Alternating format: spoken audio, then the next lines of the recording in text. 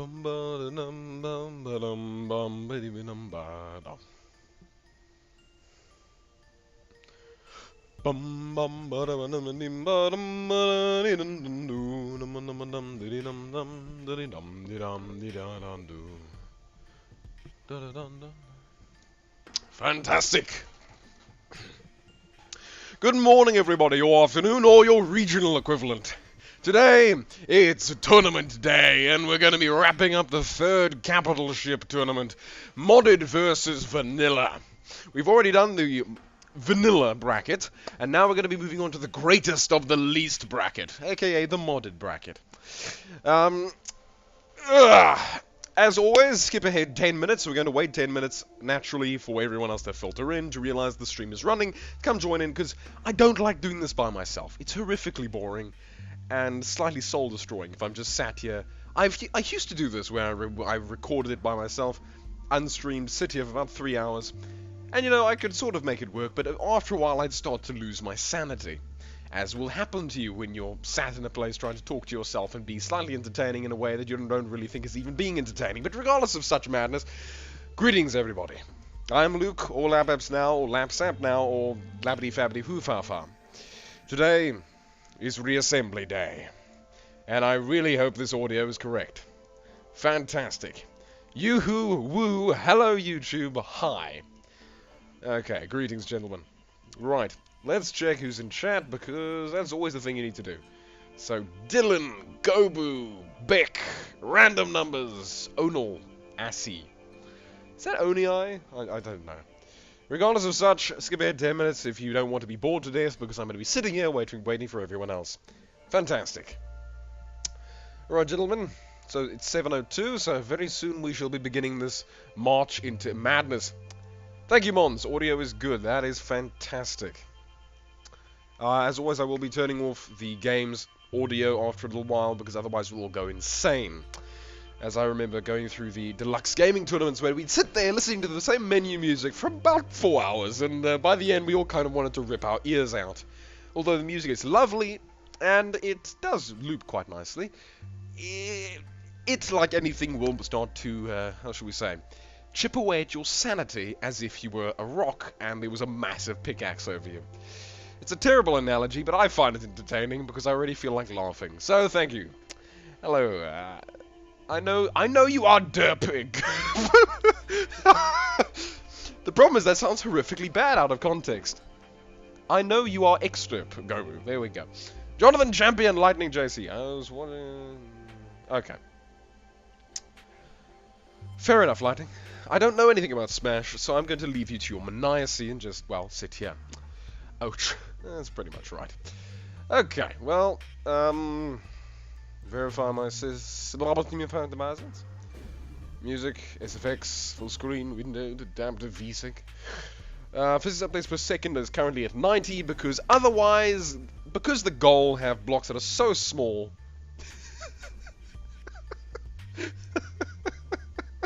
you do not get to ask for me to laugh. I'll do it myself.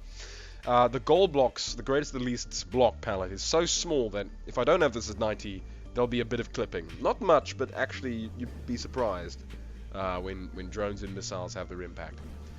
Particle effects are on, background is just stars, because I know halos have a tendency of looking slightly bad on YouTube.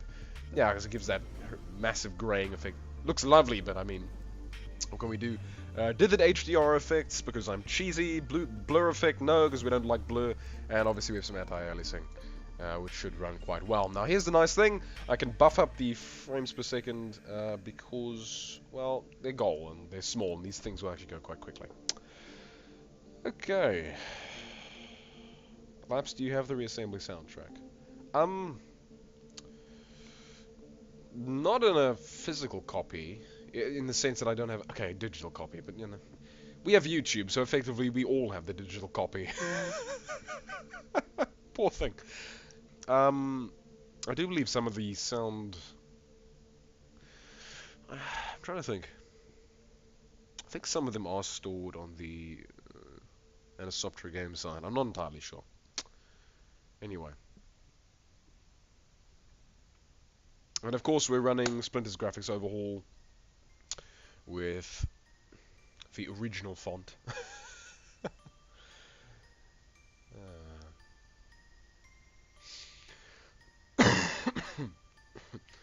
Pardon me. Speaking of contestants, we actually have the contestants fighting the spiky plants in the background. That's not something you get to see every day. Quite cool.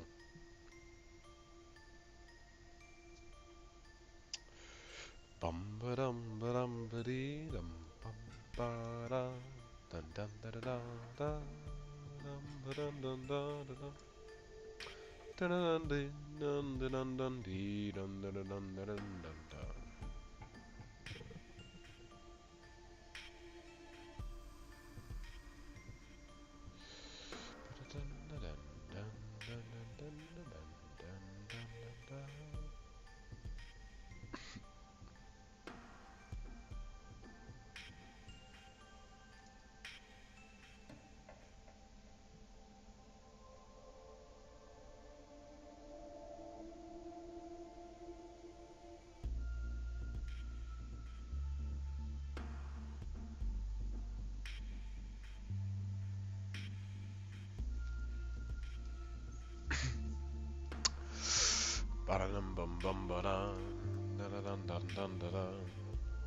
Howdy, Clem. Good to have you, chap.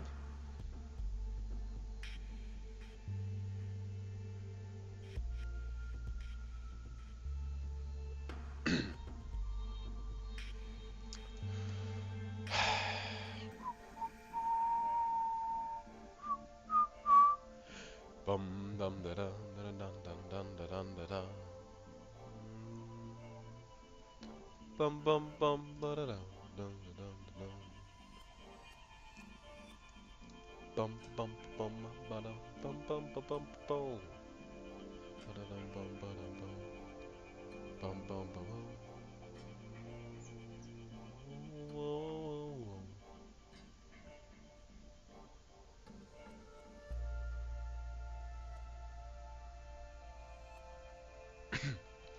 Alright, 3 minutes to go. Then we are starting.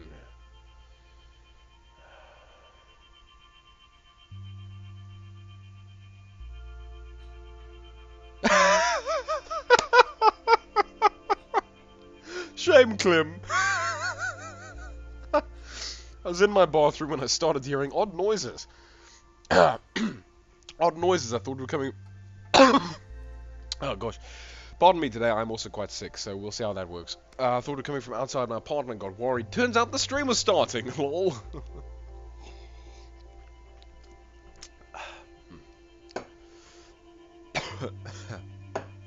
Okay. Okay.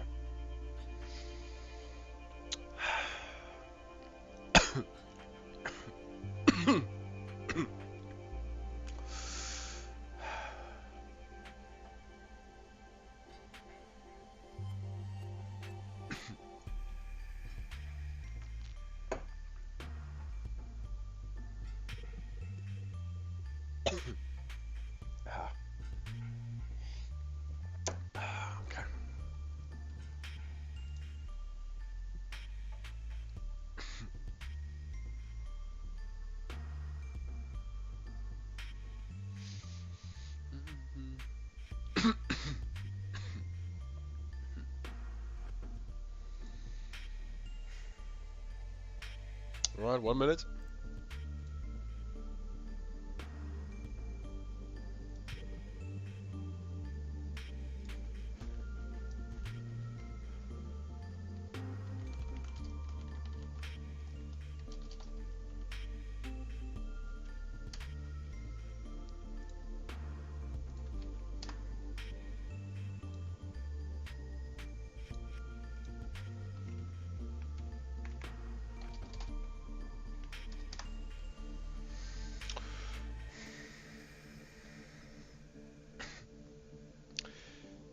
Onal Assy. Why isn't the dev developing the game anymore? He actually is. Yeah, you're not on the Discord, are you, sir? Naturally, you wouldn't be aware. No, Arthur Danskin is currently... Yeah, he's currently taking feature requests and doing bug fixes. It's actually quite incredible. It's incredible that he's putting himself through this much effort for a game that's technically already done.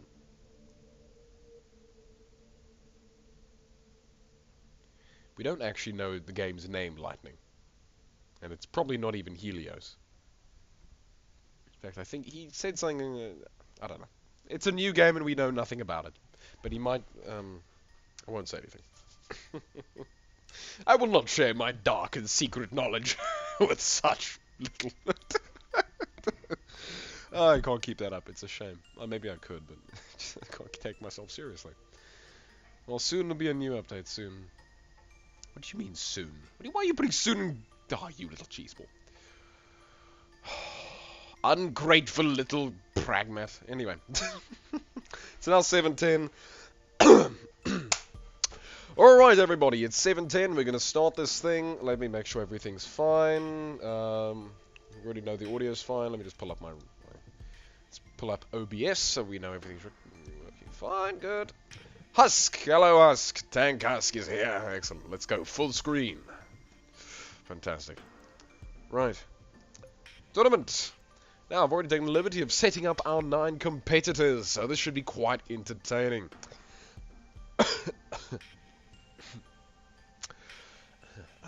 So yes. I'm just waiting for my coughs to pass. Just give me a second.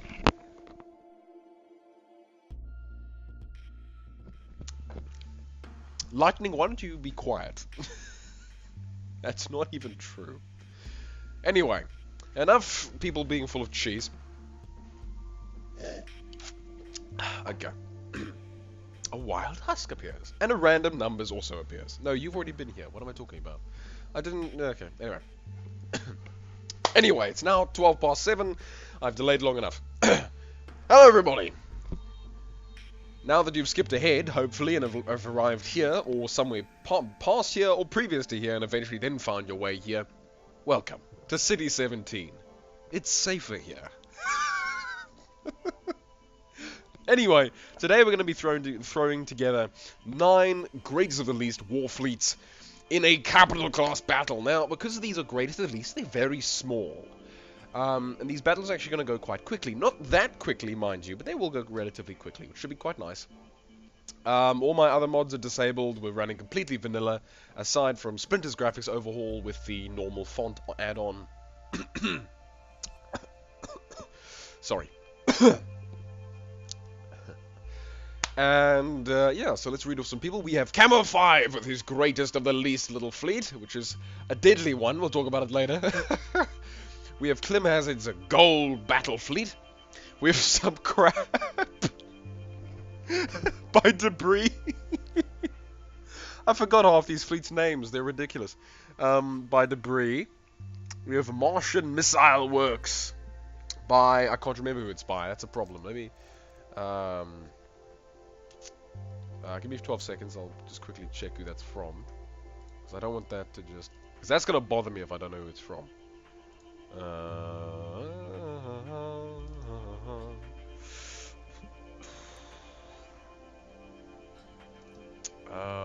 Yes, it's Imperiex. Imperiex! The mighty and the mad. I'm probably going to spell your name wrong, Imperi. I'm sorry. Imperiex. That's right. Yeah, that's right. Well, it's a capital X, but, you know. Beggars can't be choosers. Well, they can be, I suppose. So we have Imperiex with his Martian Missile Works, which I love. We have the Eye Strain goal by Insane Asylum. If you've played the goal, you know that your starting ship is called the Red Eye Alpha. So, the Eye Strain. I quite like that. I appreciate. Then we have just an awesome looking fleet by Owl Feathers. The game Devon Planetary Defense Force, which is incredible. I love it. The main ship looks amazing. We'll get to that in a bit. So, Gemdentara is the name of the greatest of the least homeworld, of the Gemdevon homeworld, and so I wanted to show that off. It's lovely. Cool. Eye of Gemdentara. Ah, beautiful. Yes, a couple of sniper frigates. Well, a lot of people have come along with Simons. Then we have Temporary Light Show by Sumblecrum. I love this fleet. It's actually quite entertaining in that sense. Then we have I'm Being Censored. by good old Exterp, who I forgot to put his name in here. Well, he forgot to put his name in here. Exterp. Shall I go Exterp 7? No, we all know who Exterp is. That's fine. Then we have the dual schematic goal invader fleet by the infamous, well, not the infamous, but by infamous Yenyu.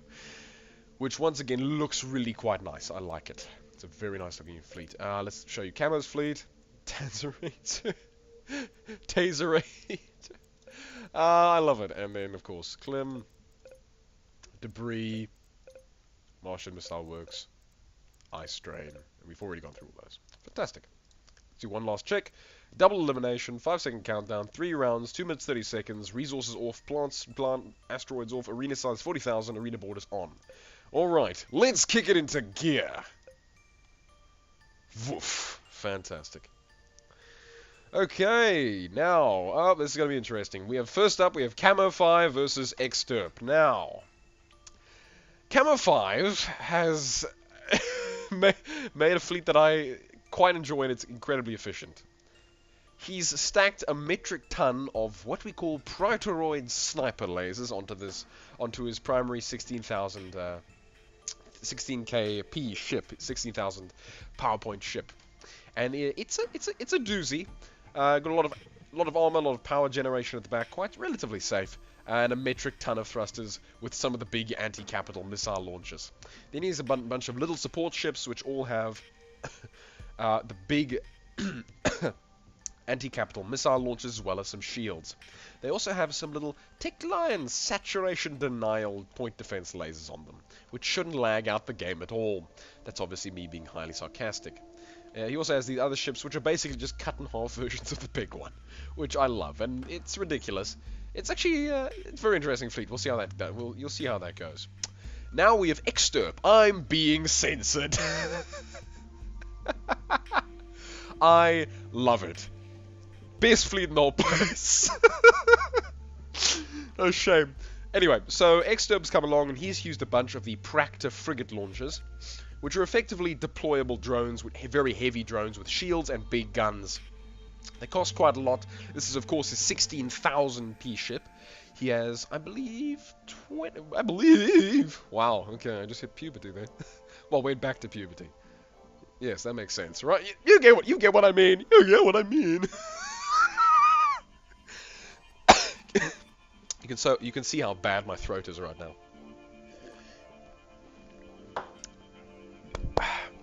The flu has been going around South Africa lately, and we're all suffering. Anyway, so he basically is a heavy carrier here, which I quite love. It's also got a couple of these Fury Targ launchers, as well as the big heavy Targ launchers, the big mega anti-capital ship weapons. And then he has these little lovely support ships with two little Praetoroid, not Praetoroids, I can't even remember what I called it, but the little tiny little cannons, the cute little things, and then a big Praetoroid sniper laser. So we have a very interesting matchup here. Let's see how it goes. I'm gonna just you can see the might of the Fury Targ is going to work, but we'll see how Exterp's big supply of laser spam is really gonna try it well. Sorry, I'm not checking chat for now. I'll look at it in a moment, but I just wanted to. Once round 2 hits, I'll have a look at chat, but for now, just let it go for that. Auto camera. I need to focus in on some battles, because otherwise we're never going to get a chance to see what's happening. So Camo 5 was successfully distracted for a little while by one of those little runner ships. The missiles are being egregiously powerful, but then the big carrier has accrued himself a rather large fleet of support units. Camo 5's other Praetoroid sniper, just took out good old Exterp. Just sniped right through the core. Well, okay, didn't really snipe, it spent some time digging. Thing is, it's... okay, never mind. Exterp is getting rapidly picked off. All his support drones are still there, though, so they're going to be an annoyance for the decent amount of time they'll stick around. They don't stick around that long, however. Right now, Exterp can just hope that he gets back to that defensive fleet, because look at the big... Oh, lovely. I missed those little drones. Unfortunately, Camo 5 is using a very efficient method called missile spam, and it's actually quite effective. So poor old Exterp is down to 3 ships. He's not going to get this, which is a very, very big shame, but oh well. Okay. Oh, right, I can't actually do that. That's a shame. No! It's hi, Beck. I see you. Sorry, gents, I'm just trying to... There we go, okay. And it'll stay running? Yeah, it'll stay running. Okay, good. I just wanted to check chat, because I actually have to pull it up on the other screen.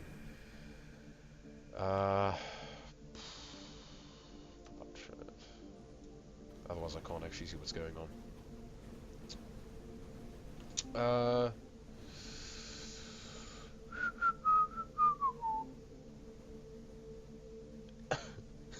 Oh dear, Camo 5! Yeah. Hey, Duke Slayer. Good old Duke. It's the goal. Being censored. That's weird. Hello, Grim.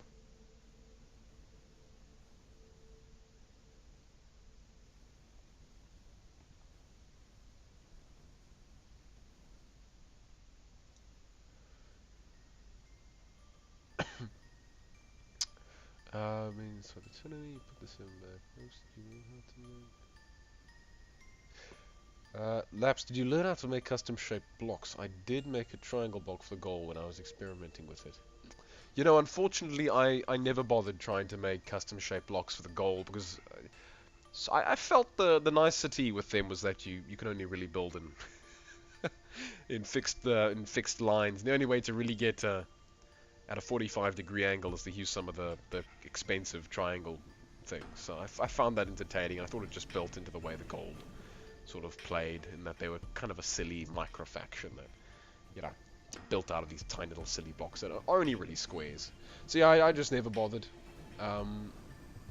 When I've truly got my head around shape blocks, I'll do a tutorial on it, but for now I haven't really bothered at all, unfortunately. I haven't had anything to that would really needed me to pause. Okay. Howdy, Beck. Yeah. Hello, I'm here too. Shame. Right. Now, we have a temporary light show by Supple. So basically, he's done what Camo 5 did, but with, well, with all the stuff that Exturb did as well, but with a little cheaper. So he has a bunch of Praetorian sniper drones, effectively, as little beta class units. These little under 3000p little ships, and you're gonna see how entertaining those can be. And of course, he has this big mothership, which is incredible. Just look at it. It's so lightly armored compared to Camo. Camo is the same thing, but with way more armor and some capital crackers. So he's unfortunately already prepared for this. But I assume that Supple's primary goal is to be more maneuverable than the enemy. Also, he has some Practa frigate launchers, which should be able to buy him some tanking time, because those things are actually relatively efficient. As you can see, that's the power of Fury Targs, this big swarm of missiles just coming in. They're relatively weak missiles, at least if I remember. I am the modder after all, hopefully I know. I'll try and focus on good old Supple's main ship. But as you can see, Camo's 1,000 missiles of fire. Beck, I don't think you did submit your fleet. That's the problem. Hey, Owl. Good to have you here, man. Yeah, Beck, you didn't submit your fleet, buddy. I'm sorry. Oh. Okay. I really want to see Camo's main ship and Supple's main ship duke it out, because I'd be interested to see how this works. Problem is, Camo has far more, you know, HP, but Supple does have shields, and the gold shields are actually relatively effective. Never mind. Well, they're not effective against a bunch of Praetoroids. So, you know, I kind of forgot about the Praetoroids when I originally set up this tournament, because I knew they would be over... I know the Praetoroids are overpowered, that's the problem. They're not that overpowered, but they're quite powerful in their own sense. They can fire, but they do take a decent amount of power, and they have a cool-off time, which is quite long, actually. But, yeah, if you have enough of them, it doesn't matter. Especially if you have them set on what seems to be ripple fire by Supple. I can't entirely tell. But, I mean, as you can see, he just digs through Camo's armor when Camo's distracted. And the thing is, because those are lasers, he can pick off Camo's little side ships very easily. Which will... Watch this. 2 of them gone. 3, 4... Oh, it's beautiful. Oh, I love that. Do. It's just beautiful. So Camo's now actually only down to 2 ships, and there goes his main. Oh, well, okay. Yeah, it was his main. It's only his secondary left, and it's being distracted by the 1,000 drones of fire. Hey, Supple, you got it. Nice, very nice. That missile PD, yeah. He does have his capital lasers on PD. That's why you can target so many units at once, which I love. Camo, I don't know what Camo has, but I think he's just gone. Oh no, he lost his support. He's lost one of his alpha classes. And his other alpha class is about to go down. Gone. Yeah. So it's only his Orion class and all of his betas, and that's actually well, I suppose. No, for the gold, those are definitely beta classes. They're pretty big and decently expensive in a sense. But yeah, his big ship is now going to get picked on. Camo should have put his things to point defense like Sumple did. As you can see, with lasers, especially these sorts of powerful one-hit lasers, putting the point defense is usually an effective idea. Especially since point defense usually seems to do a nice old thing of just attacking the enemy main ship, which is bloody beneficial in this sense, because Sumple can just go around and pretty much clean up all the support ships relatively quickly with his main ship. So that's quite interesting. He has a bunch of bombers and then an anti-fighter main ship. If we were to equate it to some more well-known sort of ideas. Oh no, and we've already seen this battle. Go on, Exterp, you have a chance to get yourself back. And as you can see, these battles go very quickly actually, which is quite nice. And you can also tell that missile spam is not the most effective thing, nor is lasers. It just depends how you build, man. Refer doesn't work on non-charging lasers. Also doesn't work on some charging lasers, though I don't know why, says Owl. Okay. I see. They might be on PD. I believe they're on PD. That also explains why they're all firing out of sync, in a sense. They're all acquiring their own targets. And naturally, by that means, they would mean delayed firing for different ones of them. Okay, that's interesting.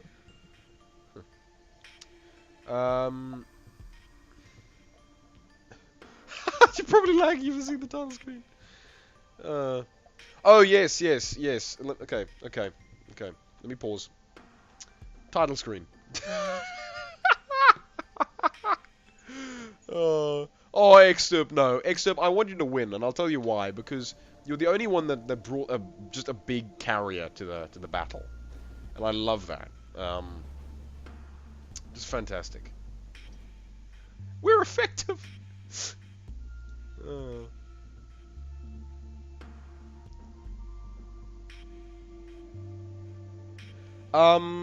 You sure about that, Beck? I just checked my PMs with you. I did, but I don't know if it was too late or not. I can't remember, Beck. You might have been too late. I'm not sure, actually. I can't remember. Or maybe your fleet is here. No, I don't know. It isn't. It isn't. No, it isn't. Yeah. Hyperlapse!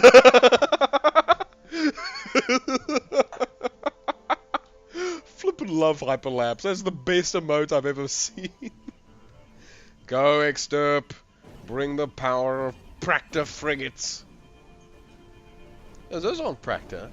What am I talking about? Those are Practor frigates. Aren't those Practor frigates? Or are they Targ frigates? No, they're Practor. Oh, sliced in half. No! No! Survive! Oh, Exterp! How are you alive?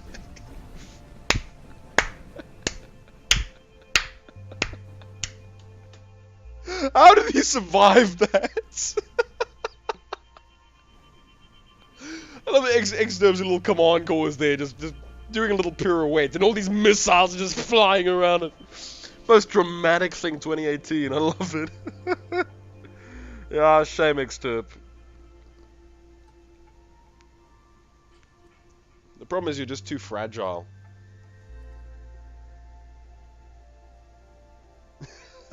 Yes, carrier lives matter, indeed.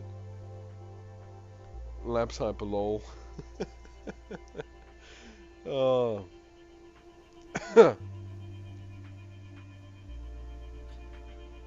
I agree, Lightning. At least they don't lag as much as the lucky crystal swarm ships. I remember when swarms were still a thing. That used to be absolute, completely intolerable horror. Remember that turning with like 300 ships? Yeah.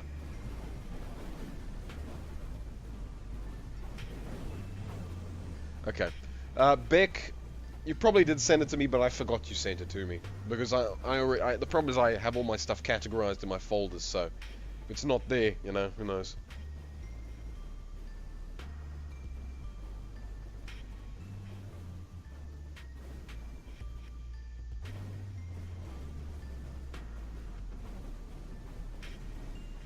Boom! Camo 5, greatest of the least!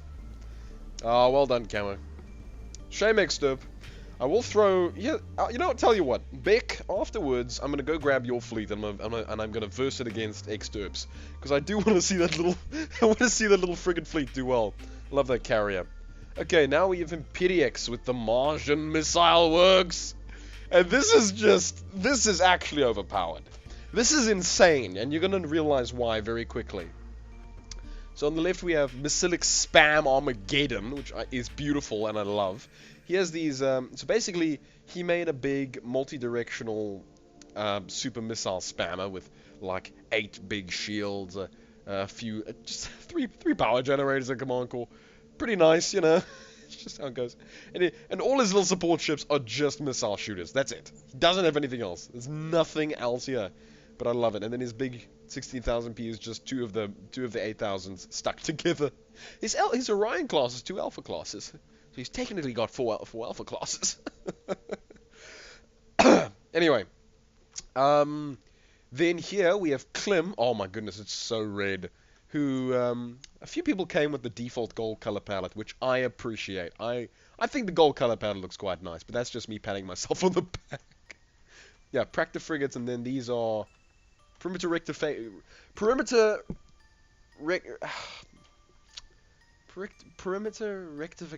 and contained turret armament drones. Yeah, these are Practor drones. These are Practor frigates. Perimeter rectification contained turret armament drones. Yes, that's correct.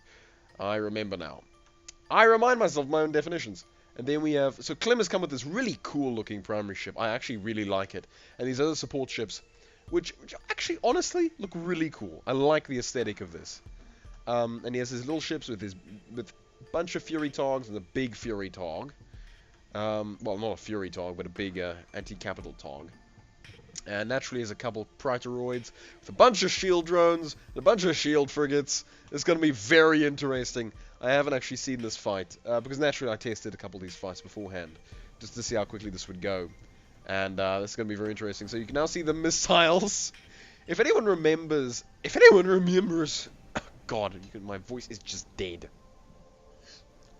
I need to just go drink water and hope things get better. That is a lot of missiles, Owl. I agree. It is a leviathanic amount of missiles. And yes, I know leviathanic is not a real word, but I'm going to create it because it sounds like a word that should be. Mammothetic and leviathanic. Those are things that should be. And in fact, I love the sound of them. They're silly and wonderful. So luckily, however, Klim has a bunch of missiles and drones and things. So he can survive the torpedo spam, maybe. But I don't think he's really going to survive for very long. Because there's so many of them. Look at this. Just how do you exist with this? I don't understand. Basically, if a single one of those missiles hit any of Klim's ships, it'll take down the shields, and the next missile will take out the ship. So it's relatively overpowered. Although Klim is a very maneuverable fleet, so he might actually be the only one to stand a chance to take down Imperiex. Because I've seen Imperiex fight a couple other people, and it did not go well. Now that's a lot of damage. I agree, Beck. That is a lot of damage. So make a minigun that fires missiles. That just sounds inefficient. Why not just fire all the missiles at once? I mean, you know, they're missiles. Fair enough, though. I like that idea. I want a chain-fed machine gun. I mean, not a machine gun, but a shotgun. Like a literal machine shotgun. A machine shot. Or shot machine. Oh, Klim is just dodging. Now, Klim has enough shields, and obviously these little Practor drones are soaking up some damage for him. And he's actually been able to survive the Missilic spam. But as you can see, yeah, Klim is the only one with enough maneuverability and madness to actually really survive against Imperiex. Other people get wrecked. Anything that moves slower just gets annihilated. Ah, well done, Clem. You're slowly starting to chink away at that main ship, but you're still trying to chase smaller ones. Furies are pretty good, but they have a habit of overshooting their target really well, like that bad. Nice. There goes the main ship of Imperi. Imperi, your fleet is actually really cool. I love it, and it works really well, surprisingly. But yeah. It actually surprises me how decently balanced the goal are, because no one method of combat is just winning straight out without anything else. The new Doom has a shotgun minigun. Oh, very cool. Looks pretty sick. Man, I came up with the shotgun minigun years ago, but no military ever wanted to build it. Yeah, right. Yeah. Oh. I toyed with the idea of a shotgun minigun. It's interesting.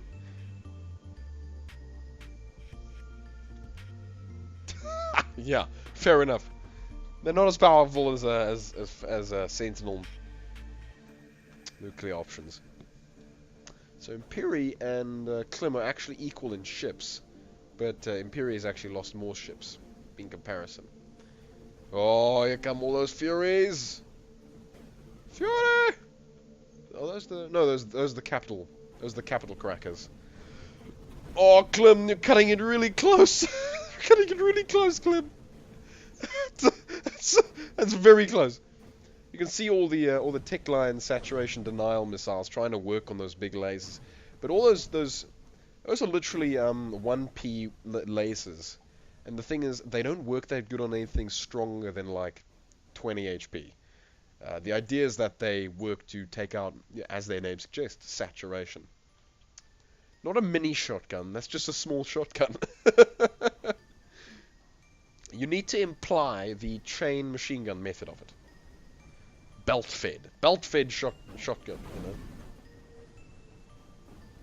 High firepower, belt-fed shotgun. I agree, but that is because they're fighting Klim, and Klim is highly maneuverable. Husk, yeah. I know, Jonathan. I know, Lightning. I actually do know that part, but that doesn't matter. Oh no, wait, you're not replying to me, you're replying to Gobu. Why? You know what, it's because, you know, I'm trying to keep about 3 conversations in my head at once, so I feel like I said minigun at some point. Or maybe I did. I'm pretty sure I did, yeah. Anyway.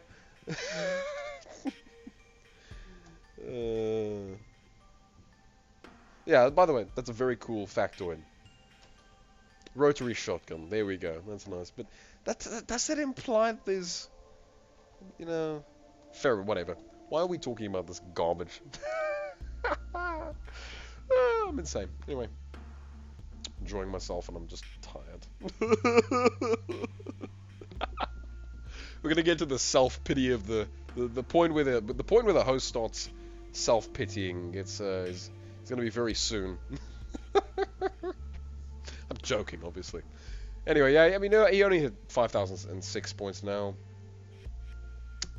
Yeah, Klim's pulled it back viciously. He's only got 2 ships left. Rhino Berry. Yeah, but you're gonna see when Imperi fights Camo, it's gonna be one-sided, and we're all gonna know why. Oh, the lag, the initial lag spike of all those missiles is brilliant.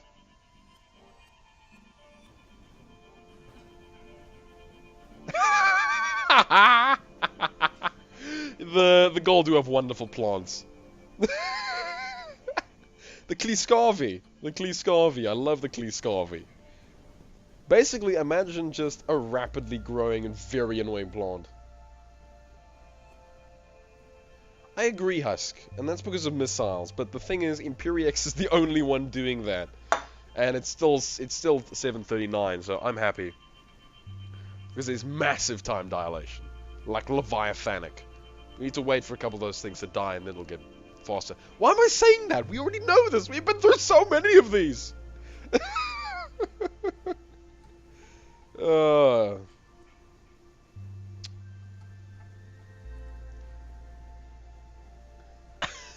Klim. I hope Imperiex can beat Camo because Camo stomps my goal fleet. Klim. Imperi will beat Camo, and that's because Camo has a lot of heavier ships. Or at least he'll beat the capital ships, but he'll have a hard time beating the smaller, faster ships. Not a Gleescarvy, a Kleescarvy. Kleescarvy. K-L-E-E-S-K-A-V-I-E.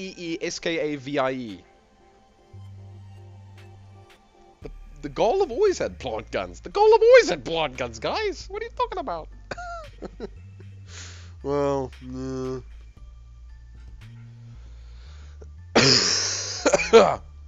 sorry. No, yeah, the Gaul have always had plant guns. It's just how it goes.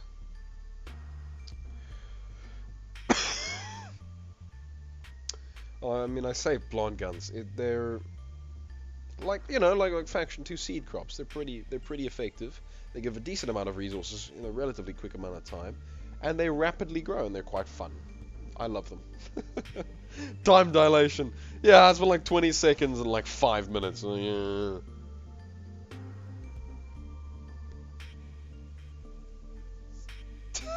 Random numbers. Are you telling me you're not subbed to the goal already? Heresy. Anyway. I'm getting too excited. I get like this. Probably one of the statements I perhaps hate the most is when people say, I get like this. What a cop-out. It's like, do you want to maybe take responsibility for your actions? Yeah. Can you tell I'm already slightly disillusioned by this one fight?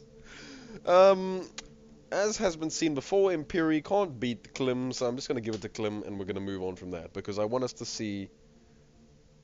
I want us to see some other stuff. Not just that fight for the next 12 hours. Oh my goodness, why am I an idiot? Okay, so, now we have some crap.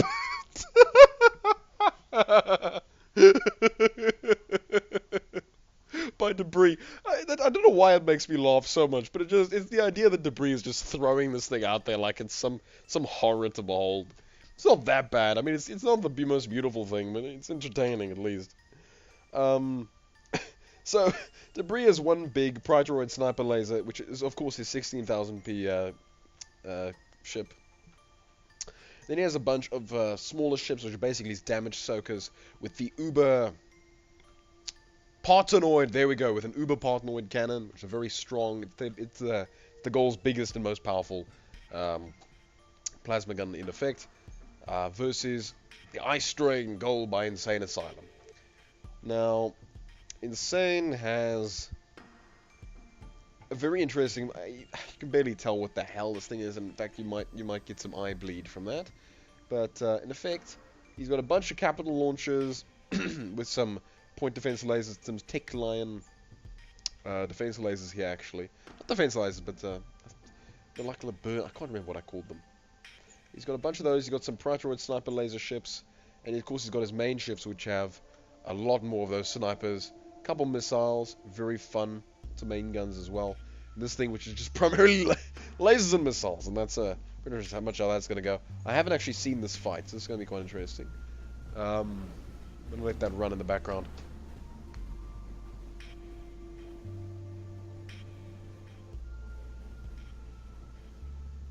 Honestly, debris, almost what I did. Oh, an excellent fleet name. No, it is. No, it isn't. Don't be like that.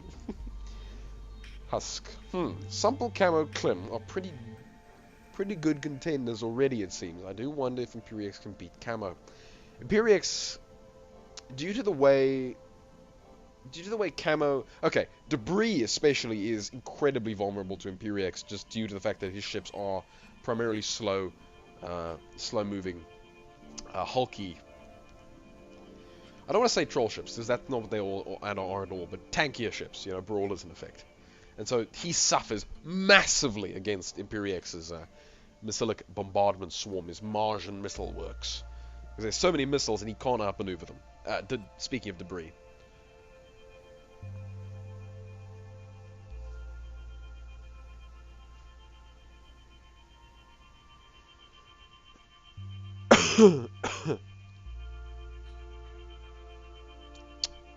Oh, did you give the gold plants guns?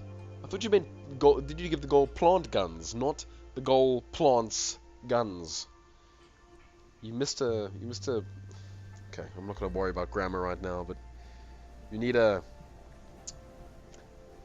What's the Engels for? You know, the punctuation mark that denotes ownership. Oh my goodness.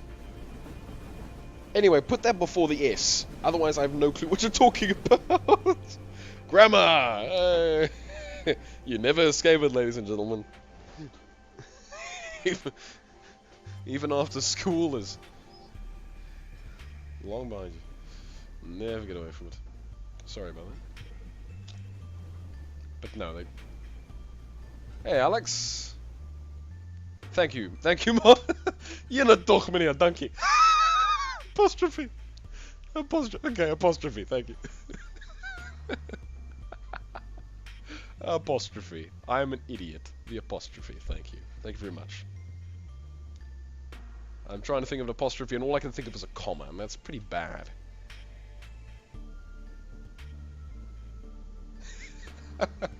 Yeah, the damn triangle lasers are very effective. Alexander Witt. Yeah, so basically, yes, this is the goal. Say hi to the incredibly tiny, very annoying faction. It pretty much makes your eyes bleed when you try to build with them because they're so small, but I love him. I love him to bits. After this tournament, I'm actually going to go add some more stuff to them because, now that I've actually gotten to see what people build with them, I have a few ideas. And also, because I finally need to start putting, I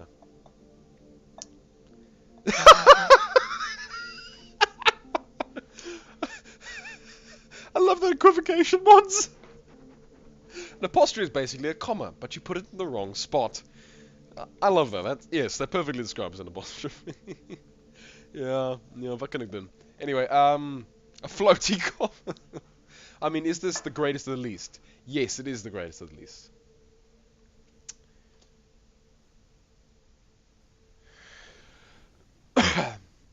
Is there a Onal? Okay. Wait, who won that? Yeah, Debris lost. Okay, we get to see the very interesting reality of when Debris meets the thing meant to counter him. He might survive for a while, but the problem is that oh, there you go. Oh, it's beautiful. You guys haven't really seen these capital missiles hit anything yet, have you? It just gets punched around.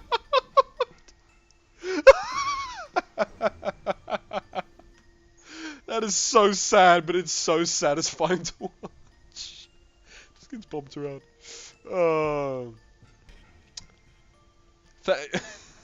Just like a flipping ping ball. Bong bong. I can't get over it, actually. Watch this. Bong bong turned around. Oh, I love that. Only problem is that Imperi doesn't have that much HP on his side, so although Debris is getting wrecked every now and then. Oh, there you go. Yeah. Oh my God.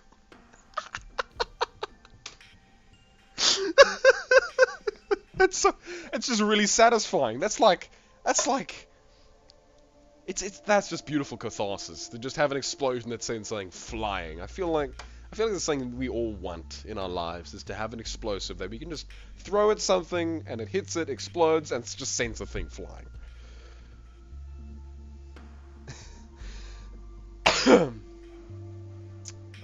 How long until the cancer lapse? Will it come before the stream ends?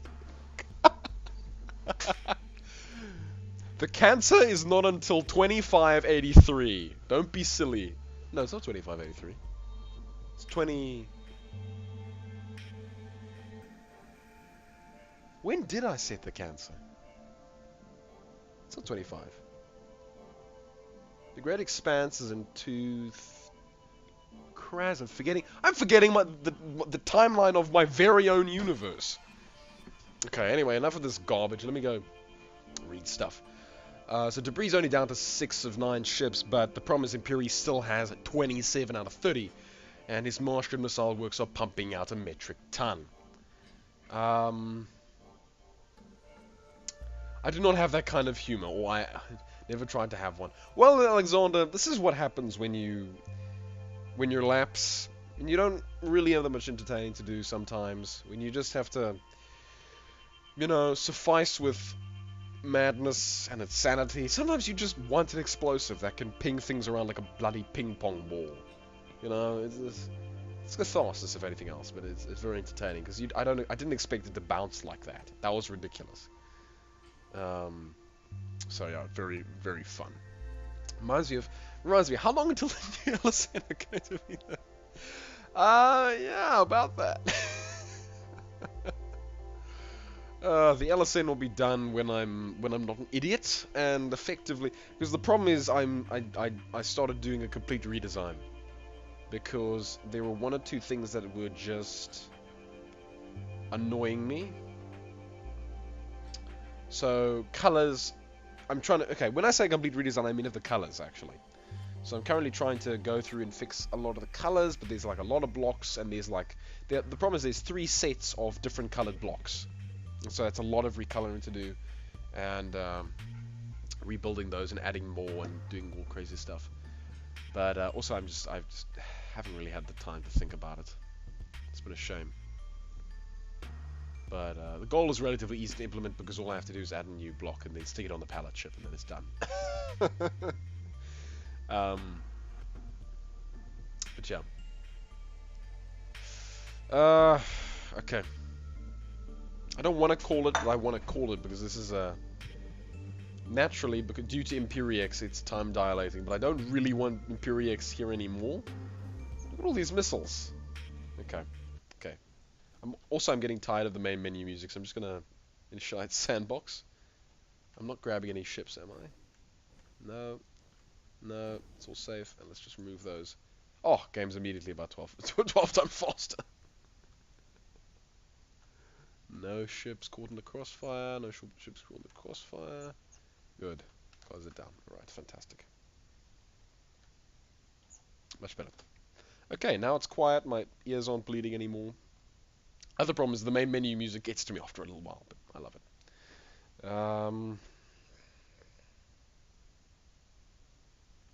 Indeed, Owl. Oh, yes. No, that's an excellent reminder, because that was the other thing I was actually thinking about, is that I didn't want to release the LSN because there's a lot of things I can do with that beta. Indeed. There's a lot of fun ideas. Now, thank you for reminding me, actually, because that was actually one of the primary things. Come join the beta side. We have friends. That's actually that's not actually one of the things I'm excited for. Yeah, I'm excited for the P calculations because it means I can let the game figure out all my block costs. Because the other issue is all the block costs were just it was silly and weird and kind of didn't always. The block costs and the damage, I was just being a bit silly. So if I let the blocks, auto calculate their P effectively with the lovely new changes Arthur has implemented, it'll be amazing. Also, I've noticed in the beta, a lot of things are cheaper now. In the sense that with the with the Terrans, the missiles and the point defense guns are actually cheaper, intriguingly enough. However, the B command block is now ATP. So someone please go tell Arthur that the B command block is bumped to like ATP due to the amount of power it generates. So that's quite interesting. And I think pretty sure the Sentinel one would be as well. Yeah. Beta when it's not breaking every 3 seconds. Pretty hype. I agree. 2/7 century.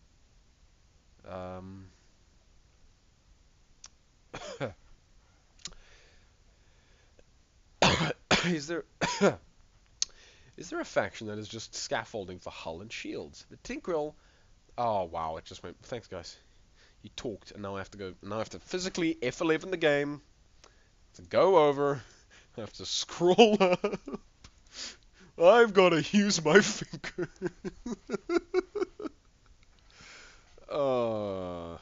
Too easily amused. My bar for humor is really low, and I think that's the primary issue with me.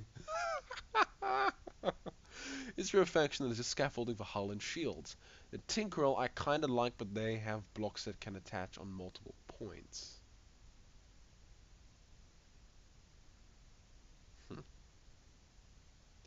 Blocks that can attach on multiple points. Scaffolding. Oh no, figuring out what on earth your scaffolding even refers to is interesting. But yeah. As in scaffolding that acts like real scaffolding and can only go upwards, like in a one-dimensional form. Fair enough. I can maybe. Why would you want that? I guess that's quite a nice idea, actually. Well, go make the mod. I've literally made mod how-to videos. Go make it. Go make your dream. It is a lot of light, yes. It's because as we scroll further back, due to the vector graphics, those lines are still being drawn, but the lines are relatively bigger the further we go away, and thusly the white becomes really big, and you can't even see the spaces anymore because they're technically covered by the lines. There is new things in the beta. Cool. Yeah, there is a lot of light. I need to go. Alright, cheers, Alex. Bye. See ya. I like how a tiny version of the entire Reassembly main menu is just sitting there in the corner of the arena. Well, one edge, not a corner. I do as well love it. It's quite cute. For some reason the main menu didn't clear itself. Oh wow, we've we've rotated pretty much all the way around. That's amazing. How did we accomplish that? I have many questions. As in useless. So like 1 HP hull is what you're saying. Well, go make the mod. There are some hulls that do that. You should go see, pardon me. It's Simplecrum or someone, his Murder Nation, where the HP is literally margarine. The hull is just margarine. It has no HP. Also, the Reds, I mean... The only problem with having useless hull is it makes it really infuriating. Like, you know. Well, I suppose it could be quite fun to just shoot through margarine. Jeez. You do realize how many minutes it's been, right? Let's start vetoing these at this point. But I don't want Martian missile works to win, but it's literally impossible. Yeah, look at those missiles. I'm just going to call it, even though we have like 22 seconds left. I'm just going to call it. Come on, Clem, I'm holding out hope for you. Help me, Clemmy one Kenobi. You're my only hope. Our only hope is that Clem takes out some of these ships and wins. That's literally it. Come on, Clemmy one Kenobi. Come on, Clemmy one Kenobi. Oh, Clemmy one Kenobi, you failed us. He has to take things out in that initial alpha strike, otherwise he just can't. He can't. Because his main ships get separated from everything by the missiles, and just everything goes to hell. Watch this, by the way. The problem is those anti-capitals send his ship flying wonderfully, and then basically that also saves him. Good shields and R storage is only in cargo containers that attach in Gone Point. So you mean... Okay. So effectively what you're asking for is shields, and basically have a faction where all of the utility things only attach with 1 point. Your hull, effectively, isn't really the issue here. It's the utilities. Although I suppose you also want weaker utilities. Well, weaker hull. The LSN has a bit of that, actually. When the LSN finally come out, you'll see how I've actually I've done the shields and some of the power generators all pretty much have 1 attachment point. And some of the blocks. I can't remember which one. I think it's one of the cannons or something. What am I thinking of? No, I'm thinking of one of my unreleased mods. I think I'm thinking of the Yaunians. That's a mod you guys will never see. 1 point. Yeah, I got it. Alright. Debris is winning. He's got 24,000 points. You see that Alpha Strike, man. Yeah, he's actually ahead this time, and that's surprising. I like that. I need to go find myself a throat lozenge. Hello, free antivirus. Could you not right now? Luke Filewalker, we're just scanning scanning the started processes. You know what? I'll let you go, but then I'm gonna stop you. All right? All right, cool. All right, buddy. All right. By the way, OBS, how you doing? You guys all scream at me if the stream stops, right? Yeah, cool. I'm gonna go get a drink of water.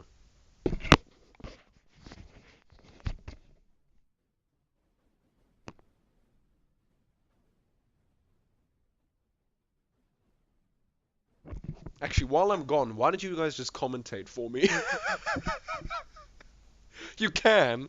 Chat is up on the screen, and so that's why you guys can actually commentate for me. Talk about the battle. Let the viewers know that Lamps isn't here, and because he isn't here, because he's getting a cup of water and like gonna go find a throat lozenge, effectively that means that you guys are kind of in charge, but not really. Imagine yourselves as temporary dictators, but in charge of a democratic society. I would advise you to be very, very respectable, but we'll see how that goes. I'll be back in a moment. This shouldn't end badly.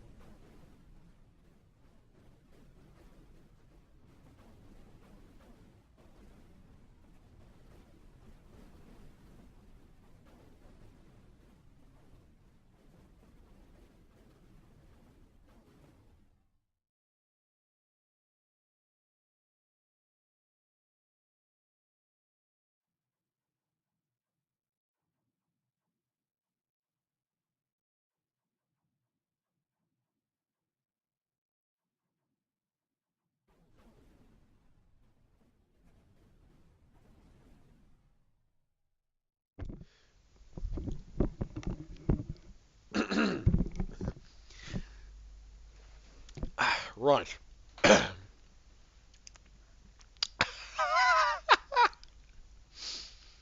should count very still winning though. And here we see, with oligarchs, says Mons, a large swarm of missiles. Missiles, with a dose of missiles. They're like graceful fish in the sea. All shows join the RB. We aren't controlled by an authoritarian figurehead and want democracy. But the fish punch holes in passing fishermen barges. Unfortunately for Debris, I think this is the end. But nothing that can't be fixed with flex tape. RIP. Missile 270 degrees equals heh. Ach, oh god, more missiles. Pause. Here we go again.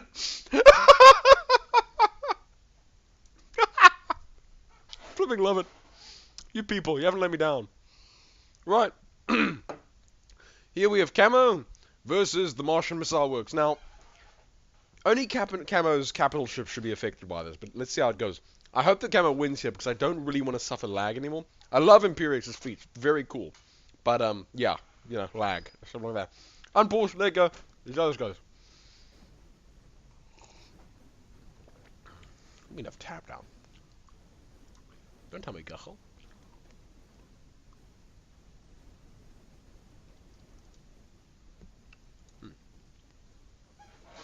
You assume I've tabbed out, Lightning.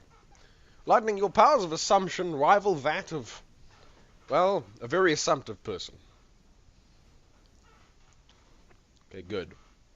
Thing is, Camo 5 is incredibly maneuverable, so he should be able to buy himself good time. Yes, it's paused. What a brilliant observation. I'm a horrible human being. Oh, shame.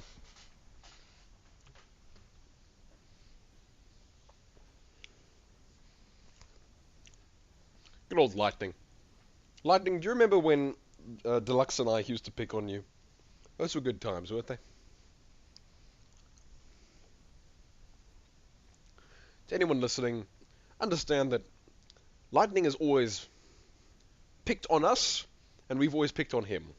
It's a wonderful back and forth relationship, which has, I believe, borne great fruits of comedy and madness.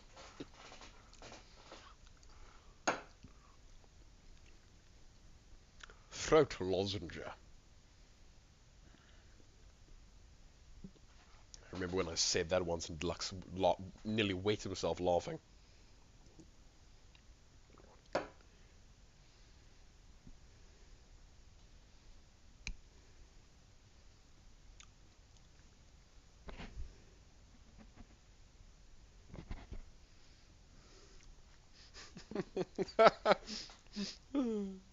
Isn't that just how it works? It's like, well, yeah.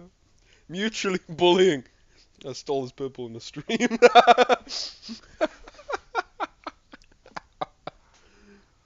I'm happy. Uh,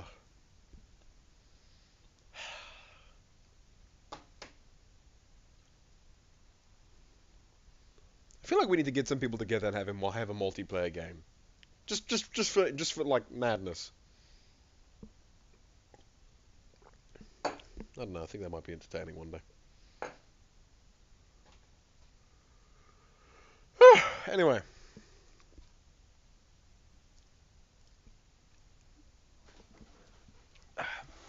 Oh, by the way, block and load is now free, so that's played a little bit of that. I've enjoyed it. But that's just me regaling us a tale of some of the madness. Ball Marshall Missile Works still winning, despite our most severe attempts to not have them win. Problem is, all Camo has to do is have one little missile knock him, and his shields are gone. The next missile takes out his ship, so it's a problem. Multiplayer game of what? There's a big hole in his ship in the corner. Also, a lovely 2-minute gap of waiting for my comment to, oh hey, look, a hole in one of the greatest and least ships. Yeah, we'll have a multiplayer game of Reassembly. We'll have a multiplayer game of Reassembly in 2032 when Arthur finally has the money to contract out people to somehow put together a multiplayer version of Reassembly together. How that would work, God can only imagine himself. I mean, I don't know how you'd put that together, let alone how it would function. It would probably have to be hosted on a server, actually. I mean, of course it would have to be, but you get the idea, you know? It can't be like... And a pretty damn powerful server. You'd have to run the entire damn galaxy. And, imagine yeah. The only problem is that it's a seamless galaxy in effect, and so you have a lot of stuff. You would have a lot of stuff running, especially if you wanted like interfaction war or something like that. That could be quite interesting. But unfortunately, that would require a lot more functionality than we can even dream of at this point. You know, unless we all go learn coding and like really good coding, and all that, and game development coding, and networking and things like that, specifically game-related things like that. Only if we all go learn that stuff and then go like volunteer our assistance to Arthur, only then can we ever get multiplayer, because he's not going to be able to do it on his own. It is a leviathanic thing to try and implement multiplayer, unless you design from the ground up.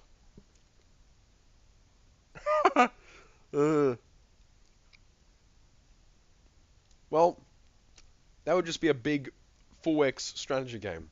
And there are other ones that do that sort of thing better than Reassembly. So, I mean, yeah. It's not really the fantasy of Reassembly anyway. So. The only problem with having multiplayer... In fact, a general problem with having more than just the player in a game is that you can often ruin the fantasy. Because with a lot of games, it's Arthur himself wrote up a brilliant thing about this sort of thing on his... Perhaps not brilliant, but it's really good. Why am I saying not brilliant? Because I don't know. Just don't want to call things brilliant. Just out of my own assessment. But games with filler fantasy. They're brilliant catharsis, which is why we enjoy playing them to a degree. Challenging and interesting. But I mean, what's the fantasy of playing games like this? Well, I get to design spaceships and make them fight and do cool stuff. And the problem is that the moment someone else comes into the game, you sort of realize that you're not the best at building ships. So it kind of gets a bit sad. Hey, Jens! We haven't gone to your fleet yet, or have we? No, we haven't. Just in time, Jens. Just in time, because your fleet hasn't gone yet. I'm late. You're late, my friend, but to me, you'll always be early. Imagine flying through your save, only to get insta-gibbed off screen. Yeah, I agree. Well, convert normal 4X gameplay to reassembly gameplay, you'd have to personally part the ship you're leading your fleet with. Problem is that you'd have to have ships already designed. AI builds work well enough. A 4X strategy game reassembly sounds awesome. Well, of course it would. But at that point, you just have a 4X ship designer with combat, and I mean, when games try to take, by the way, this is taking forever. I might just need to give it to Imperiex. Because it's 8-11, guys. We've been doing this, not this battle, but this battle and the one before, for like 20 minutes. It's a problem. Anyway. Wouldn't really sound awesome, unfortunately.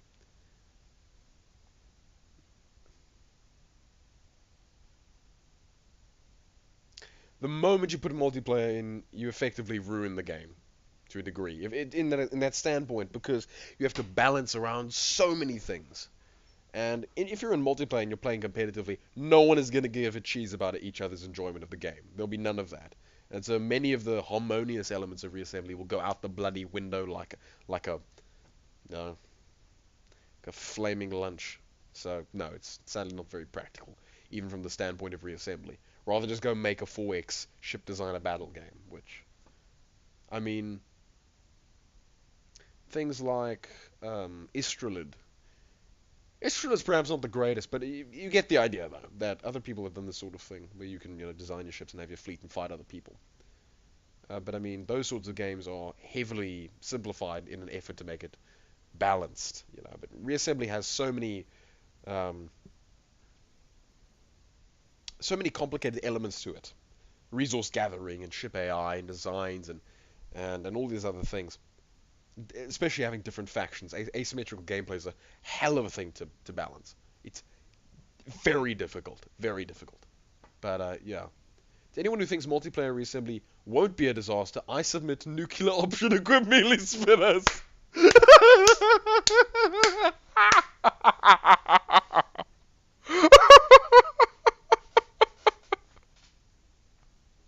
I love that. I love it. That is perfect. That is, yeah, Mons, you hit it, nail on the head, man. Nail on the head. It would be beautiful to fly around with your friends in co-op. That, I might say, might be very fun. But if it ever came to fighting each other in multiplayer, no, that's out the door for reassembly. Never gonna happen. Can't happen. Would ruin the experience completely. But playing with someone else, flying around the galaxy with them, that'd be really fun. Yeah, but you'd have to have one hell of a computer to simulate, 2 chunks of the galaxy at once. I mean, as it stands, reassembly is heavily,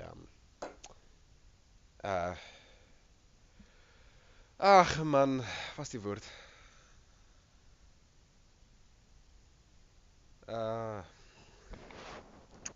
Optimized. My goodness. Optimized. Labs, what are you doing with your life? As it stands, reassembly is highly optimized to let it run even as smooth as it does. So, only really load stuff that's in your view and a little bit beyond that. So, loading more than that, you can imagine, might take a much more powerful computer.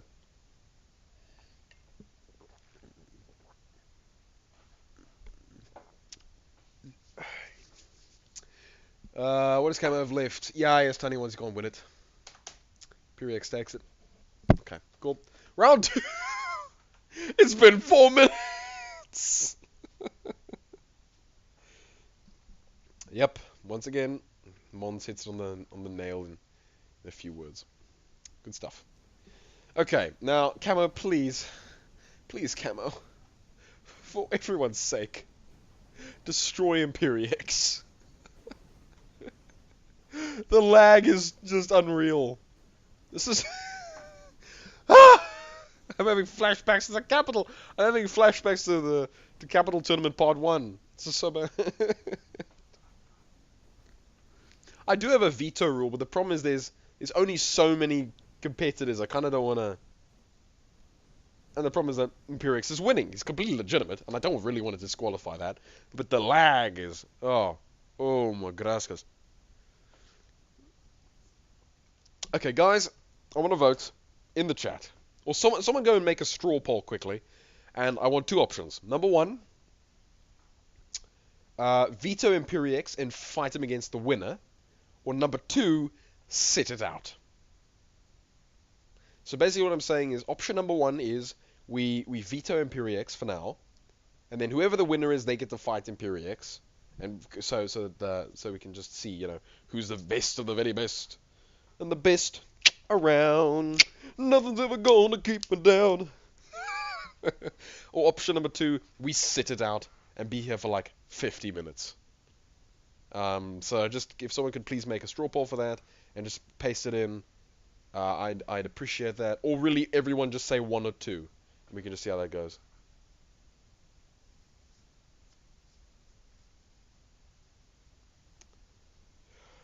I agree, Clem.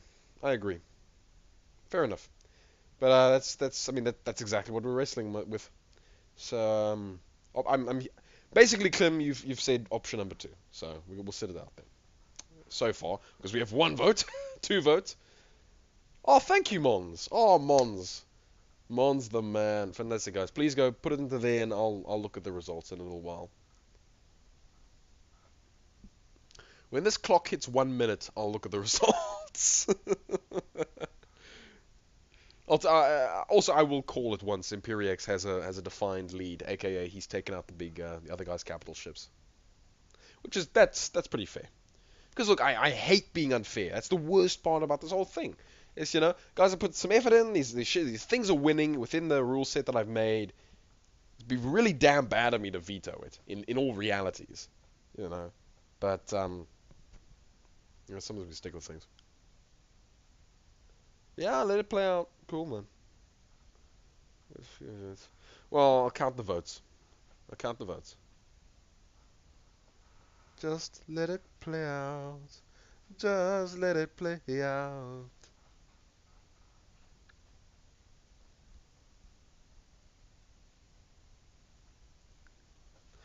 Yeah, I'll play. Okay. I'll count the votes because I'm being democratic, but yeah.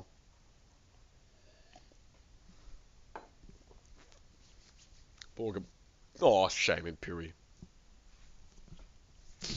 Whatever, I'll count the votes. Enough madness. Okay, how's it going, by the way?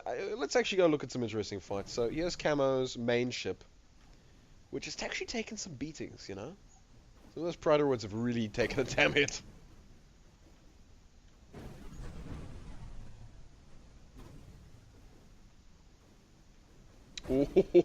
Oh, there it goes. And Capital nearly down. Capital very nearly down. Oh, it's about to go down. Go on. Bye, Camo. And that's Camo's capital ship. And where's his other alpha? Yeah, calling that. Okay, good. I'm happy with that. That's a nice decision.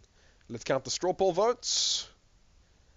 And view results. Yeah, pretty one-sided. It's actually let him fight the winner. Maybe he'd earn redemption. The problem is it's 4 votes to just let him fight the winner, so I'm not entirely sure how that's gonna go. Anyway, enough of that madness. We'll deal with Imperiex when we next see him. Letting it play out is fine, but next turn please be more strict with the time dilation rules. It's a problem before it starts. Then yeah. No, I know. The problem is I just don't test enough of these fleets to full arm again. I did actually spend some time running around with Imperix's fleet beforehand, but it didn't. The problem is that I forget that I need to start recording, and recording takes some processing power. So naturally, it just exponentially affects the rate of slowdown. So I completely forget to factor in recording into the whole damn equation. And so because of that, usually these sorts of things just happen now instead of before when I do test, which is the problem. So, just so you guys understand, I'm not being lazy about the damn thing. Anyway, okay, well, we'll go on. No lightning. I don't want to imagine a for all the ship girl. Anyway, also I'm being an idiot because I'm just playing out without actually looking. Okay, we have infamous Yenyu! Yen, I told you didn't miss, huh? And we have Owl Feathers, Devon Planetary Defense Force, which I love. Can we look at this ship? I'm just going to spend a few minutes because I really love it. Look at that effort. That is incredible, my friend. Beautiful. All these little structures and little ports and outlets and the primary supporters. It's amazing. I love it so much. These primary structs and these little hashes and the little almost radiators, I think is the way he usually describes it. These little sort of window ports. Oh, it just looks gorgeous, man. Gorgeous. And of course he has this big thing of lasers in the middle with the power generators. A few missiles on the side. It's so good. I love it. And of course he has little support ships which also look really nice. A bunch of tech line saturation denial lasers. He's got a shield on him and a Praetoroid with a few missiles. You see, this is actually perhaps one of the most effective beta ships we have in this tournament. Perhaps not the most, but I think it is the most because it has the Praetoroid and it has missiles as well as point defense, as well as a shield. So it's relatively tough and can do a great deal of stuff. Then we have good old infamous Yenyu has come with just a beam death ship, which I love. Look at that! Pew! Bah! Oh, it's gorgeous. And then it splits out there. And of course he's also got some capital crackers, a bunch of fury targs, a lot of tech line saturation denial, and a bunch of these forward firing laser guns, the spinals. I can't remember what they're called, like Lazulon pulses or something. I can't remember. But it's actually it's an effective ship. It looks quite nice. And he also he has some more support ships which are shielded with a little with a big laser with tick line saturation. Not tick line. With the Praetoroid sniper laser. So very similar in effect. However, Owl Feathers has missiles and point defense, so already is an advantage over Infamous's units. So yeah. Oh crap! I pressed enter. I'm an idiot. Flap. Crap. Okay. Hands off keyboard. Shit. Okay. Sorry, Infamous. Shit. I always do that.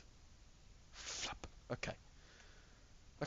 Let it play. Hands off keyboard. Back away. I'm just gonna sit in the corner over here where I'm not feeling pissed off with myself. Because I hit enter instead of P. Crap. Anyway. Not worth thinking about it. Let's just let it play out.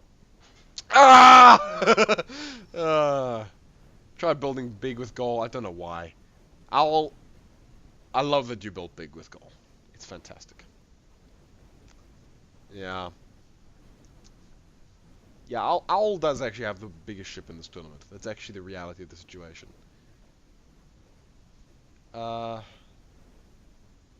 Pointer ship. The Pointer is the LSN's Supreme Class command ship.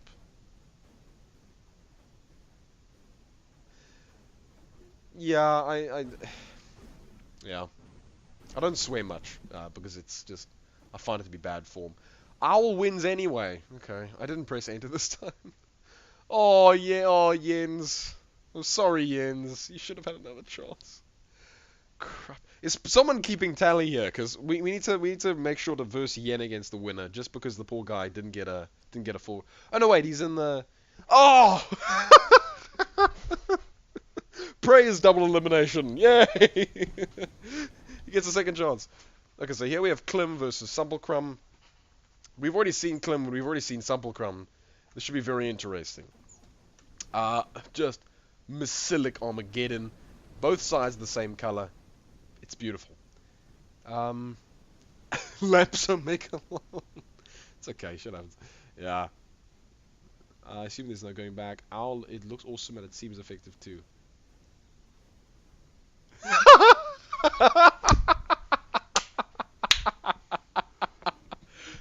Oh, frickin' Mons.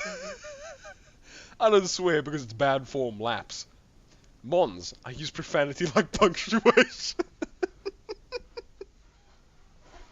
I love it. Oh, Mons. Mons never change.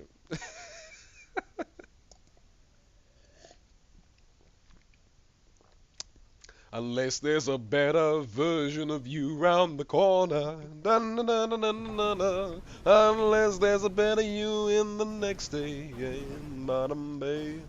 Unless there's a better you round the corner. Then, baby, do trust me. Never, never change. Never, never change to the shining day. Away, bottom bay, bum bay, bottom bay, banana bay, banana bay, banana bay, bum bay. Good. Now I've earned my right to have another haul. Another throat lozenge. Profanity does punctuate a sentence with bad form. Oh, I'm so entertained, so strongly entertained. I had to keep an ear out. Actually, let's have a look outside. No, I'm not getting robbed. That's always good.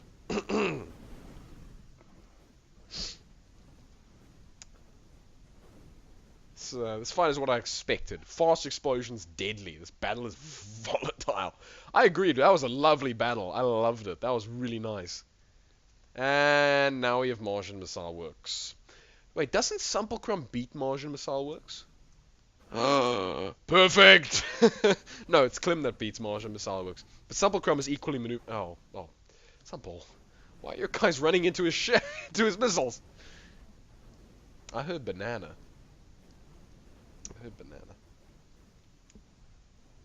Really close, jeez. I agree. That was a really good fight. I enjoyed that.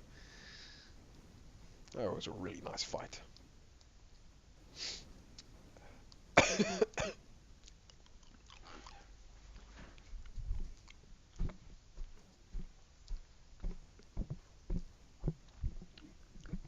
If you hear echo, it's because I'm in the bathroom. Don't judge me.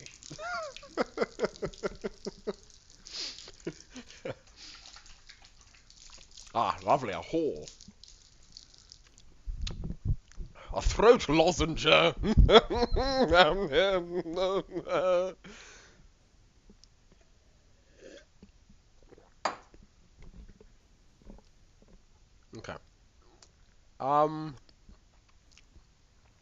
The moment Sumplecrum's main ship goes down, just yell at me in chat. I'm just gonna go quickly have a look around the house.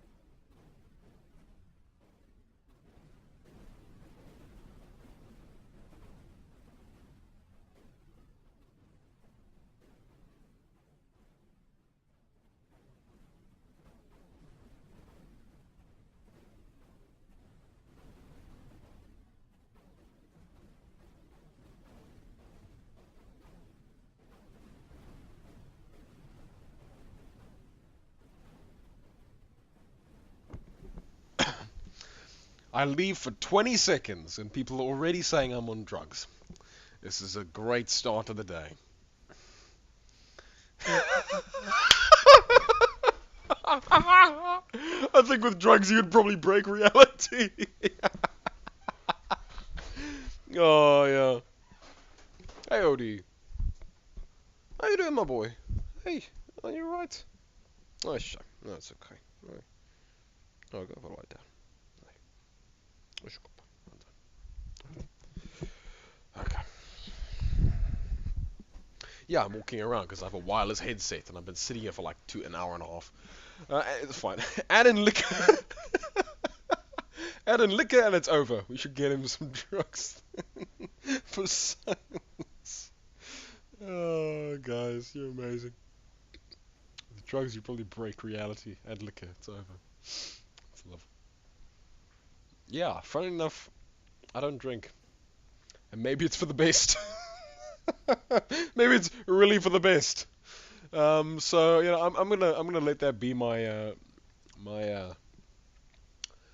my rationale for that. Oh no, supple run, supple run, supple run. Wait, I'm in manual control. Oh, very nice, very nice. That was good stuff. That was very good stuff. Shame, I think the neighbors are listening to me scream about something happening very nice. Hi, neighbor!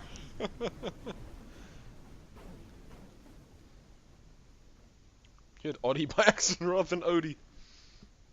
Yeah, shame. My poor dog. He's a big boy, but he's sitting over there like, Daddy! Why are you yelling into the box again? A poor dog. He's not that confused, but, you know. Other dogs are asleep. So, fair enough. Come on, Simple. Be the hero we need you to be. Yes! And...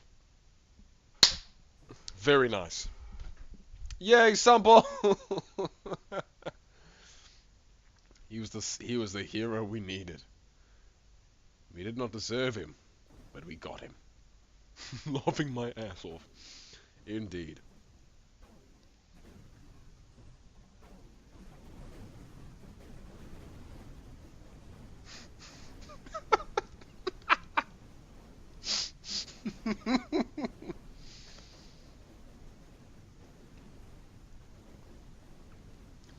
I need to stream these on. I need to go get myself on Twitch, because if I get myself on Twitch, the thing is, then I can add in the lapsilol, and that'd be amazing. It can be lapsilol and omega lapsilol and hyper lapsilol. We can add in reassembly emotes. It'd be beautiful. Be a thing of glory.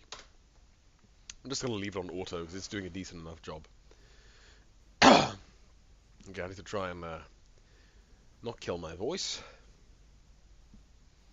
But we'll see how this goes.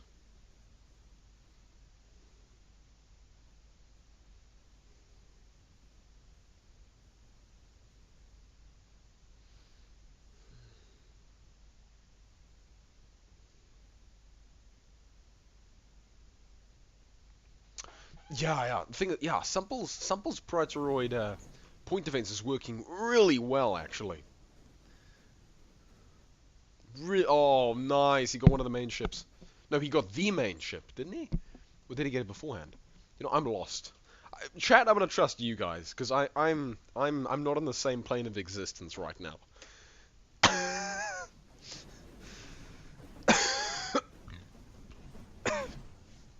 What was a cough and a burp? What is that? I have many questions.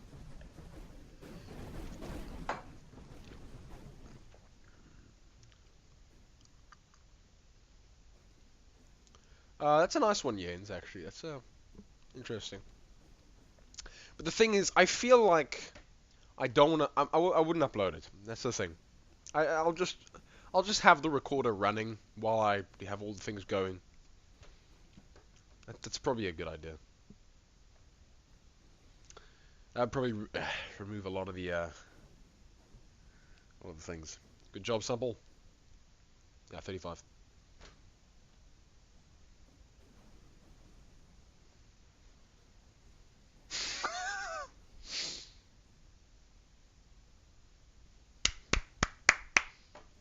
What do you mean Laps has broken reality? What are you talking about? What do you mean he's on drug? What are you talking?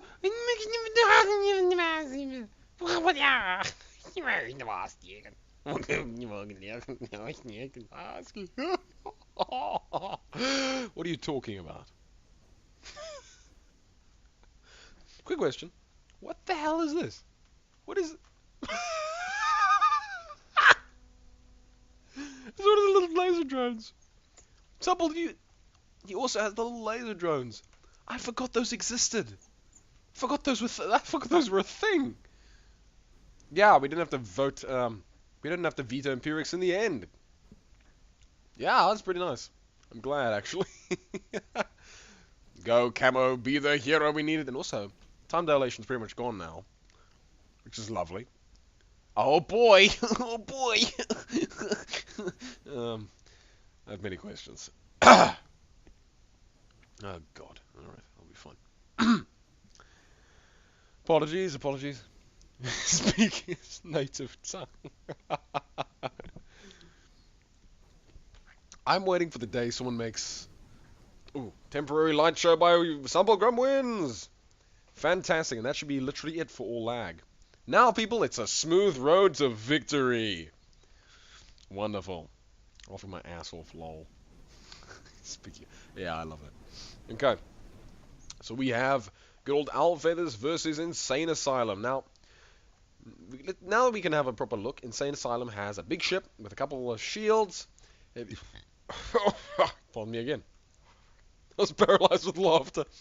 Be quiet. Now. His Elfish classes.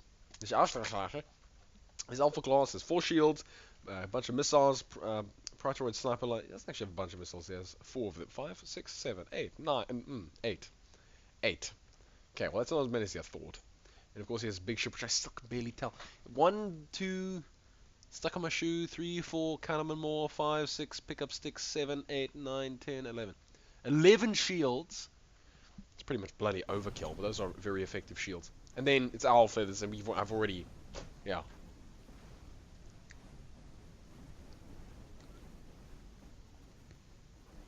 Literally a star, yes. The good old eye strain, aka straining your eyes, literally. Red Eye Alpha, no wonder.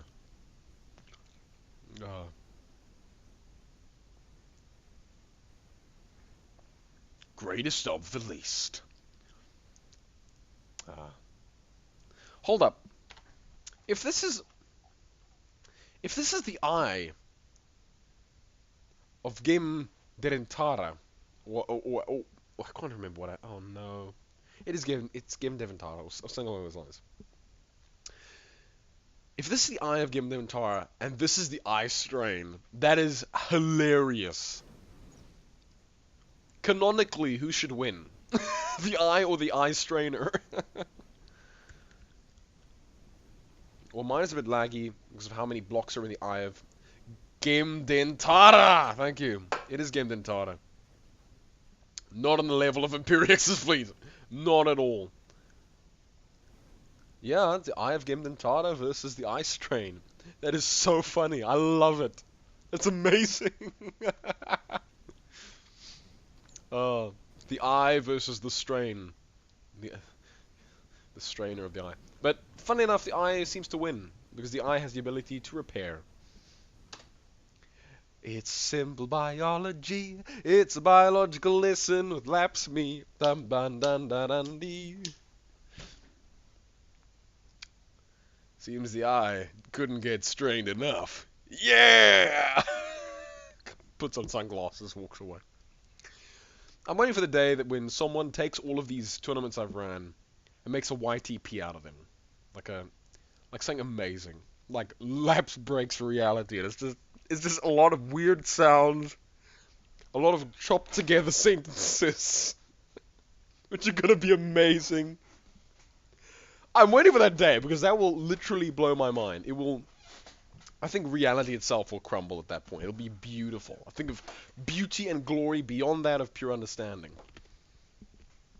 I need some. We need someone in the community who has video editing software experience and time to make that sort of maniac insanity a reality. I want it now.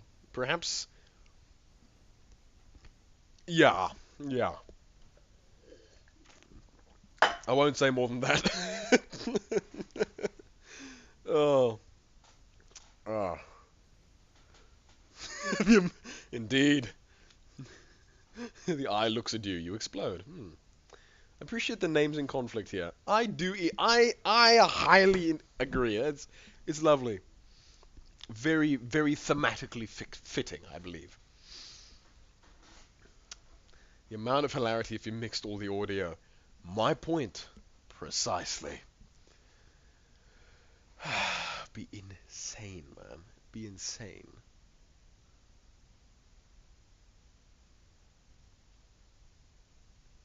Oh god, all the stars in the distance, because they're being rendered so small, they're actually, and because they're blinking, if you're far enough out, they fluctuate at a degree that actually starts to hurt my eyes for some reason.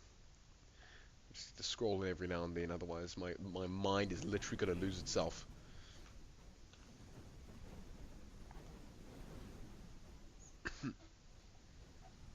Oh, go eye! The eye of Gemdentara! It's a firing laser. That's actually a really cool and fitting mothership. I love it. So the eye has beaten the eye strain once again. Which could be sad, but I don't think we're all too worried.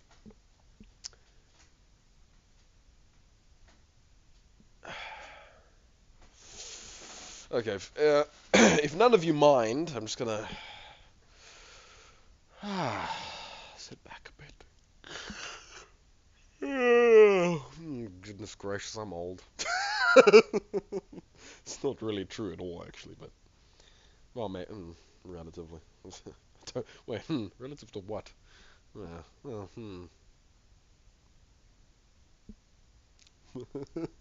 fair enough.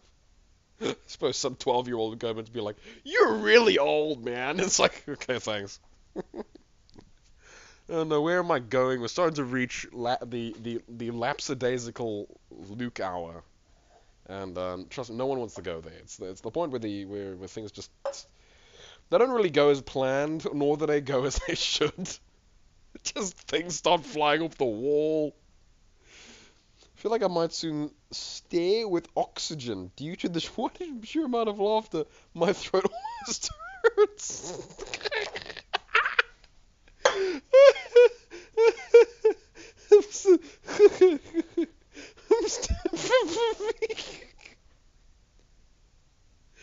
Random numbers.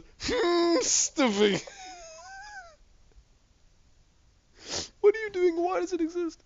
Okay, give me a second. I'm getting a phone call.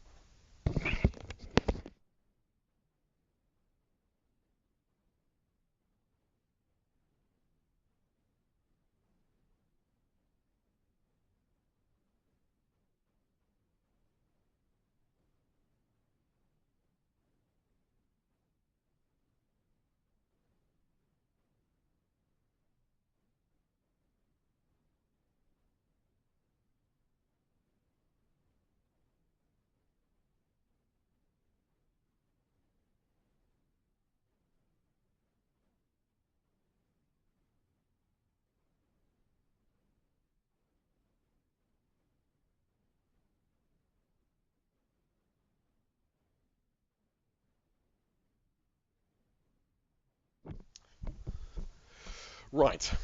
So, you know how you know how you know how there are people that sometimes hear you laughing and talking like a madman.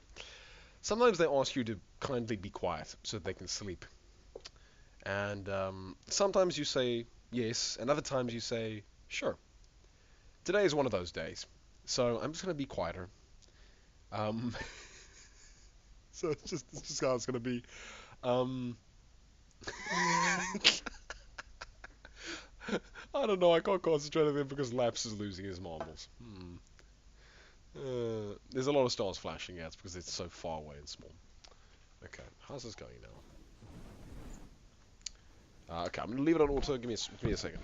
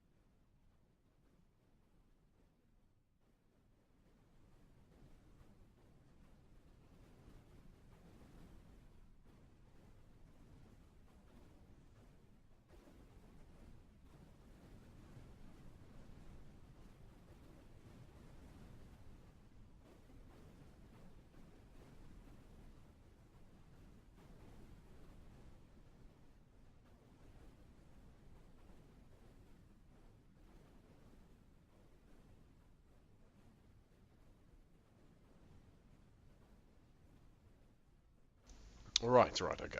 I'm back. Let's catch up on Trat. Good old Stove. Is it me or is there lots of stars flashing? Literally only noticed. I don't know, I can't concentrate on them because Laps is losing his marbles. Mayhaps. XD, yeah, the stars are flashing. Where are his marbles? Can I find them for him? Yeah, that's a lot of stars. He might need them for playing marbles. Laughing my ass off. Wait, which one? Yes, or sure. Rippo. Yours. Owl feathers. Main ship might not last to the end. Close battle. Yeah, I did see the close battle. That was quite incredible. Laughed my ass off. Whoa, that was close. They killed him at the last 1/10 of a second. We need Deluxe. We need Deluxe to tell me where Laps's marbles are. Yeah, it's literally a 10th of a second. Damn. Thought he had it all. Pretty damn close then. We'll see. Okay.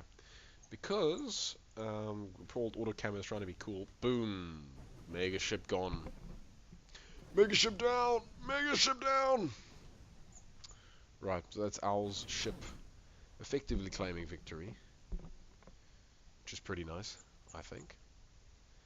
It's just down to these other support ships.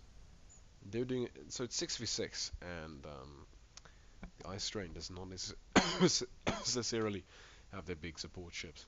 So this might start to go worse, but we'll see about that.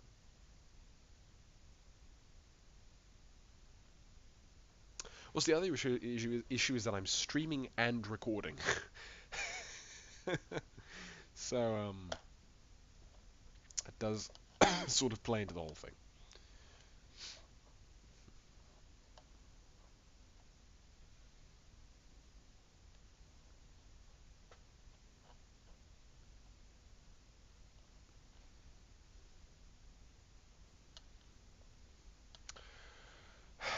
So if someone made a gold Titan, that'd be incredible.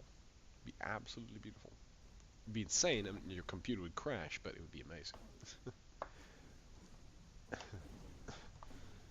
mean, I'm surprised my computer can handle the Eye of Gimdantara. It's just insane. It is. It's gonna go to round 3, especially since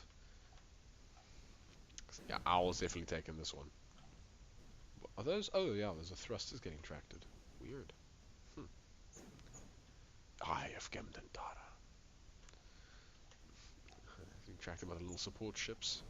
Which are going in to attack. And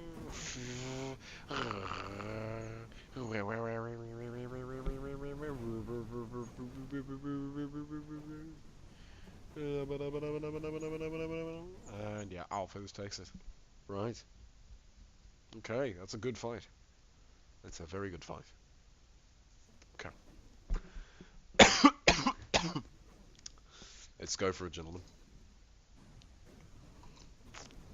Gonna go get some food in the meantime.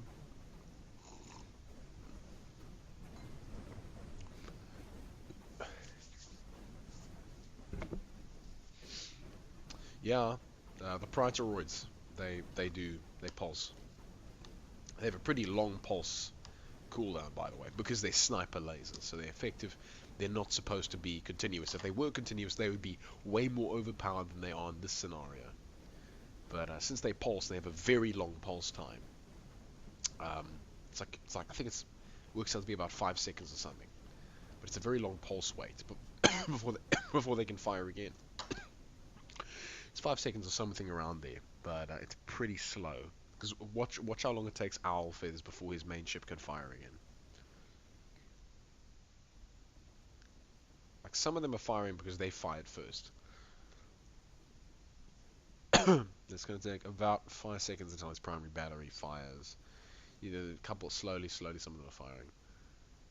That oh my goodness, the Owl. Oh man. Hold up. Is that the command?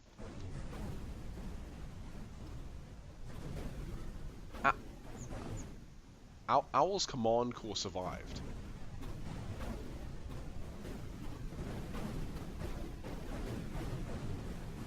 Owl, you're a legend. No! Oh no! Oh no! Oh no, Owl! Oh no! No, Owl! How could this happen to you? Oh man. That was the saddest little story right there. The command center of the command module of the Eye of Gimdantara survived, But then it tried to rebuild, but it got blasted by a missile and just annihilated. Wow, that was a really quick round. Just devastating. Brawl Aye. Okay. All right. Interesting now. Let's see. Kim Devon Planted Defense Force versus the dual schematic gold invader fleet by the infamous Yenyu. Okay, so we can actually have a nice look at Yen. So Yen has these more pulsing lasers at the front. They're not Praetorian sniper lasers, but they're pretty effective. And yeah, you'll notice that the Praetorians pulse.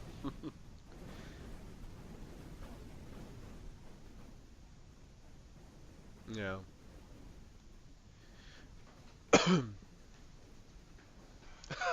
Already, Yens. Don't be like that, Yens. You'll be fine. Come on. I've already lost. No, you have not, Yens. You'll be fine.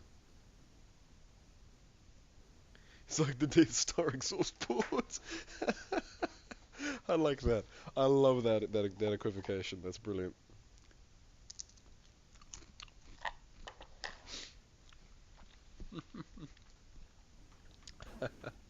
Yeah, I love the ship. It's very nice. It does remind me of the Death Star, actually. Yes, yes. Yeah, with the open armor points. But still, there's still quite a few layers to go through. It's just that if it hits in some of these corner points, it just goes, yeah, it goes right through. It's more so that the Eye of Gimlin Tara didn't take out the primary enemy ship. Yen, I have much faith. Come on. Come on, Yen. Come on, you can do it, Yen.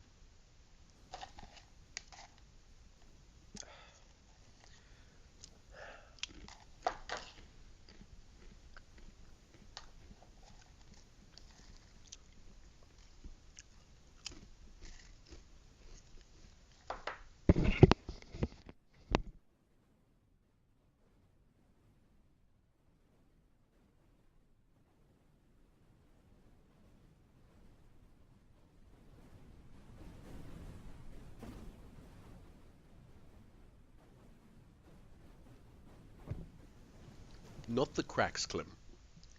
It's not the cracks. It's the physical empty spaces. And then once you get past, even if you just get past these areas, there's more HP in these center columns.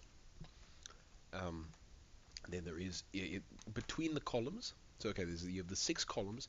Now in between those are these other spaces, not these breaks, not these at all, not these. Okay, let's actually pull up there. Okay, so this section here has no HP. This has a lot. If a laser hits through there, and blows up that stuff, that command core can get dislodged, in effect, quite easily. It has nothing to do with these. That the laser can't go through, but the fact that there isn't hull in these areas is also what he's talking about. Now, because I'm here, I want to Langelon Pulsar. Yes, compact pulsating laser. Langelon weapon shoots out a beam of super energy. Now, I want the big laser. Can't select it. No, there we go. Praetorian sniper laser. Long range heavy damage. It has a pulse availability of 0.5, burstiness of 0.5, pulses per second 0.1. Yeah. So you can gather all the information you need. Okay, now here. Tab and P, not enter. There we go.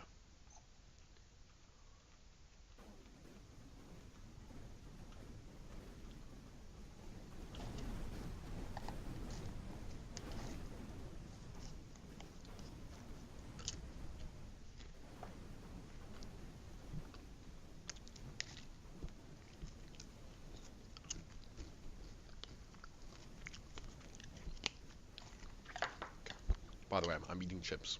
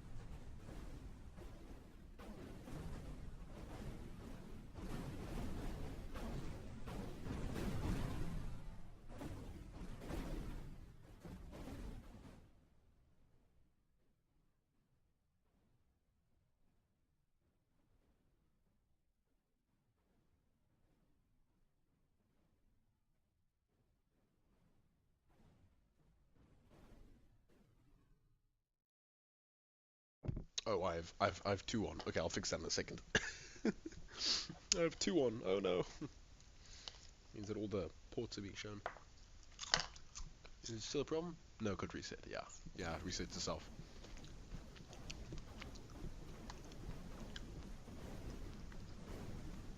Cheers, Onal.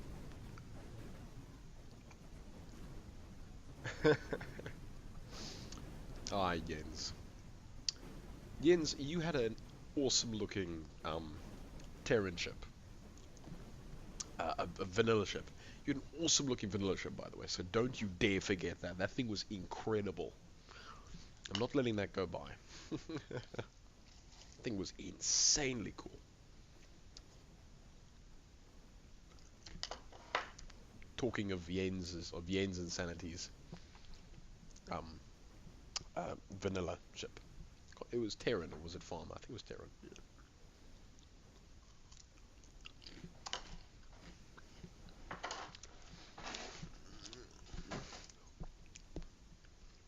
But yeah, Owl has an effective combination, despite the weaknesses we've already talked about. I'm interested to see what Sumple does here, but I mean the problem is he's already lost his main ship. So, yeah, popping like flies. So unfortunately, yeah, the problem is when it comes down to a Praetor Red laser fight, it's gonna be HP versus HP, because range and damage are identical. So, yeah, only deciding factor is HP and additional damage. You guys can still hear me, right? Hello? Just checking.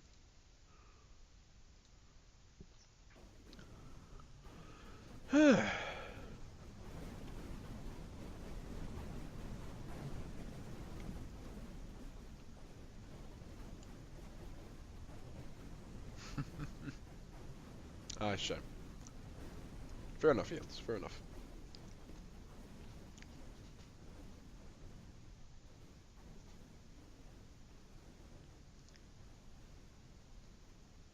Okay. Thanks, Clem. Thanks. Yeah,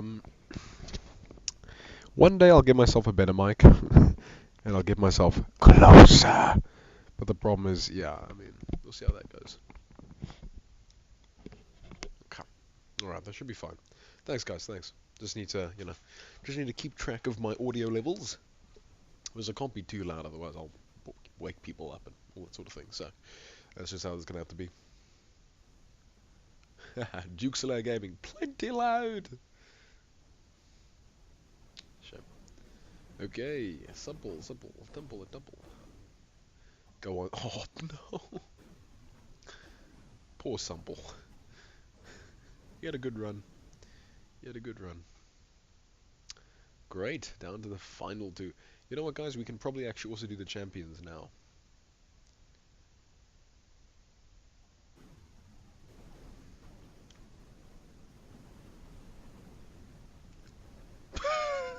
Wait, it's too much laps for my ears, and now for my ears. Clearly loud. Waits 2 minutes for laps to see this. It's not 2 minutes. It's like 30 seconds. The delay is about 30 seconds.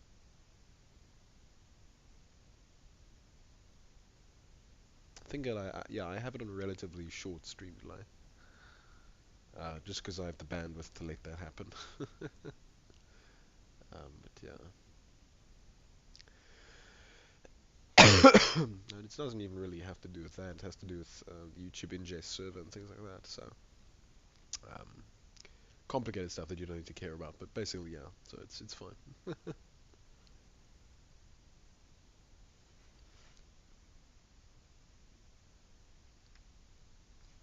Okay.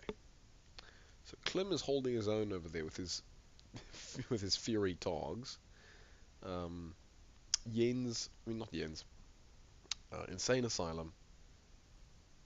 I saw Insane and I was thinking Jens Insanity instead of Insane Asylum. Or Insane Asylum.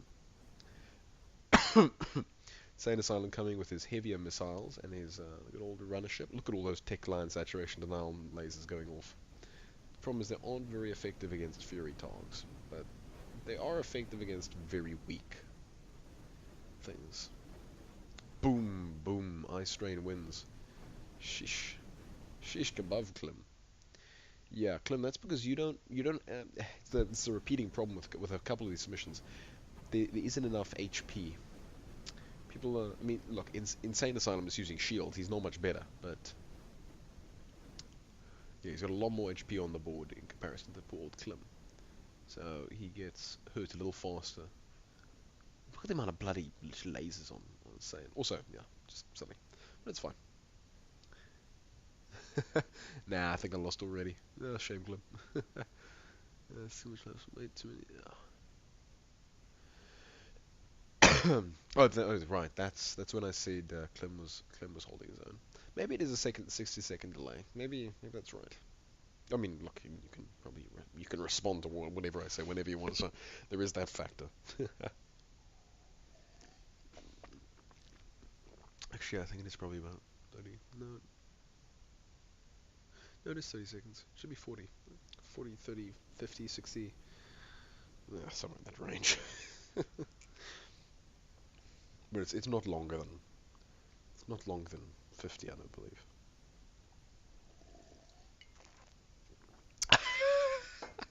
Owl is my last chance to make it into the final battle. Oh, Clem, you can do it. You can do it, Clem. I believe in you. Although I kind of believe in Owl more.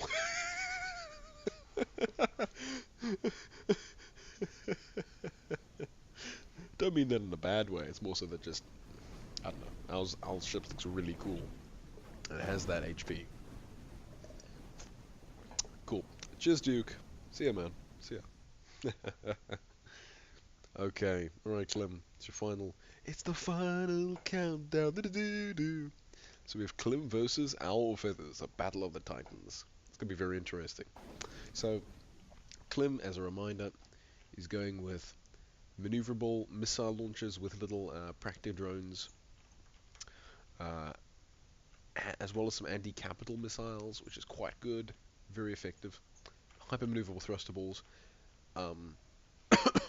Owl is going with slightly more vectorized propulsion, in the sense of it's not omnidirectional, and also has a Praetoroid as well as missiles. Klim is not using Praetoroids, he's just using missiles, but I believe it's so that he could have just more ships with, of course, the anti-capitals. The anti-capitals are very expensive, by the way, as last I remember. Pretty much almost on par with the Praetoroids, maybe, perhaps, I can't remember, but they're pretty powerful. And naturally, Owl has his Praetoroid missile, Tactilian saturation denial lasers, which look really nice. I like the way he implemented them on the surface of the ship, but it should be a very interesting fight. I don't know if Klim has his guns on point defense. The fact they're all looking the same direction tells me they aren't. So, yeah. So, when Owl Feathers manages to get in range of some of Klim's smaller ships, that might be quite a one-sided battle, but whether or not Klim does the same to Owl Feathers, well, that remains to be seen. Because Owl Feathers has the Praetoroids, he can really pick off Klim's units, but because Klim has slightly more missile production, he might do better. Cheers, Beck. See you later, man. See ya. The champion bracket will probably also be tonight, by the way, because it's this is going quite quickly now. It's quite nice. Would someone be a dear and just go see, or even if you can remember, who won the Terran bracket? Because I can't remember who the champions were. And if I'm going to do this, then I need to do it properly.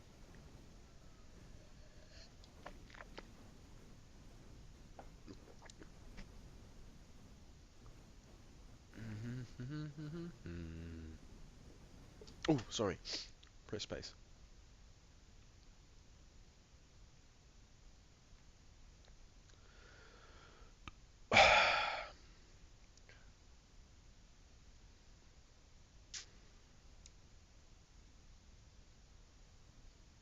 Asylum and Simulacrum. Okay, great. Okay.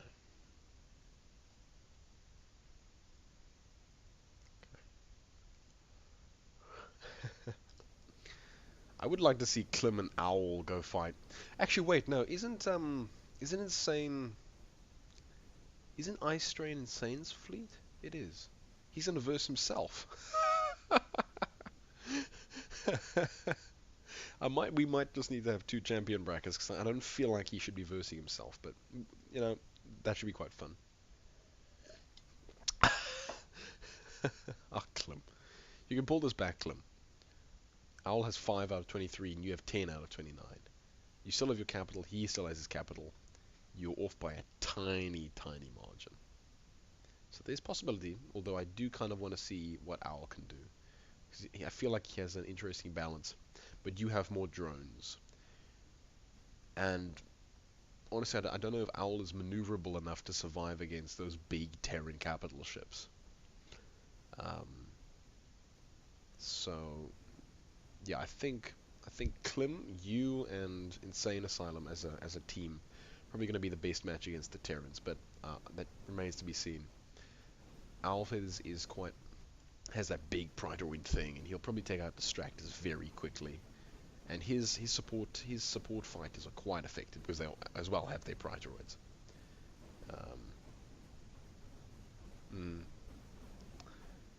Because in the end, these two brackets, the vanilla and the goal, are in a sense to determine who is the best out of both to go fight the opposing side. in terms of like lore and funny stuff. But yeah, Owl, are you still here? Hope you're enjoying the fights. Just kind of checking on people, see if people here still here. It's always interesting to hear their take. Oh, Owl's getting chipped away there. Ooh, but he took that one ship down. Very nice. Oh, Owl, turn, Owl. Yes, okay. Something hit him. Oh, crap. There he goes. Crap. Yeah. Hey, Owl. There you go. I think you win this one, Poon. I think I had enough PD. Yeah, PD is the issue here. Indeed. Owl does have missiles, but it's not in as insane an amountage as Climo. That's a problem. Climo, like a limo. Yeah, my capital has a lot of missiles and such. Thing is that Owl wouldn't be able to be pushed around very easily by Terran light units because he has so much armor. Like Owl, you don't think that's a lot of armor, and against the Praetoroids, yeah, you're right, but against Terran, probably will be fine for a little while. Especially if you're going to play, you know, like tank and DPS. You know, I mean, if you're playing tank and Insane Asylum is playing DPS, because he's already guaranteed, he's in the other side, then that could be quite interesting. Basically, your fleet runs distraction, his goes and tries to attack, which I quite like. Because don't forget, guys, it's gonna be 2v2 in effect, which I quite like the idea of.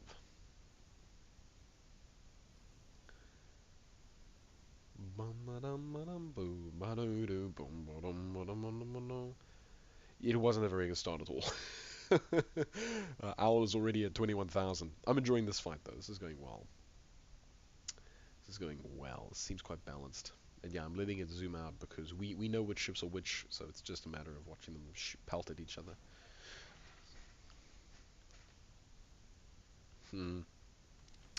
Yeah, it's usually a good idea. I do enjoy the Practa frigates. Are they doing it? Are they actually doing much? Yeah, they're keeping up.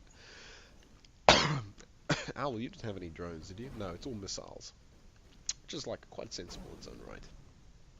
Praetorians and missiles. Well, Fury Targs. And of course, I do like Owl feathers, little support ships. Out of the 2 support ships, I prefer Owls because he has the Praetoroid on him, which is basically me just saying I prefer the one that's overpowered. Yeah, that Praetoriid definitely gives it some popping power, especially against capitals. And it's small, so it's maneuverable. So basically, it's a very small anti-capital ship. And Clem, although you have units with anti-capital missiles, which are pretty effective, I have to say.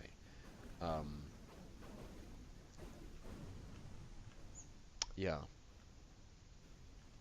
They don't have as rapid a connection time as those Praetorians.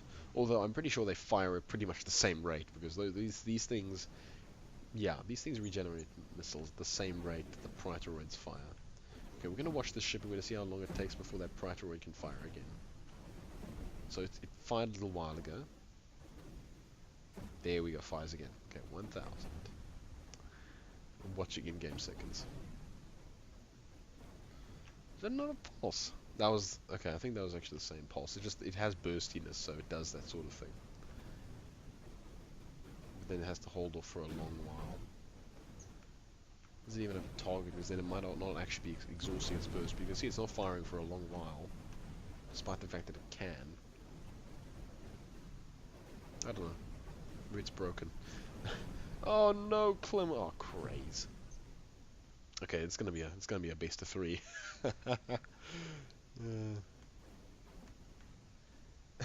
Anyway, drone base. Should have put some missiles on those other two. Yeah, I may have a chance if either my frigates can swarm your capital, or your capital gets baited into range of mine. I agree, Al. Yeah. Well, that's basically what happened. Because yeah, the thing is that Owl has far more HP and Clem has less. Yeah, I did. Shame, Clem. Call this. Sheesh, Clem. Okay, Clem. Since you said call this. Yeah, that's a massive shame. Twice now, Clem. You've made it to 3rd place, but you haven't managed to get to 1st or 2nd. That's quite sad. But it's all right. It's all right. Me, I've never even gone to 4th. So I mean, I've never even gone to 4th in some of these tournaments. So I mean, blooming hell, you're doing better than me at least. But no, it was a good effort. It was a good effort. Just unfortunately, sometimes the AI is a bit derpy because it's trying to do one thing and it ends up doing another. And now it goes. But luckily, there's a 3rd round. I didn't even call it, did I? No, I didn't. I didn't even press enter. Just because I was talking. Anyway. Okay, this could be interesting. Also, Owl's Praetorian point defense is working really well as a good shield wall against those missiles. That's working really well, actually. And it got baited. It did.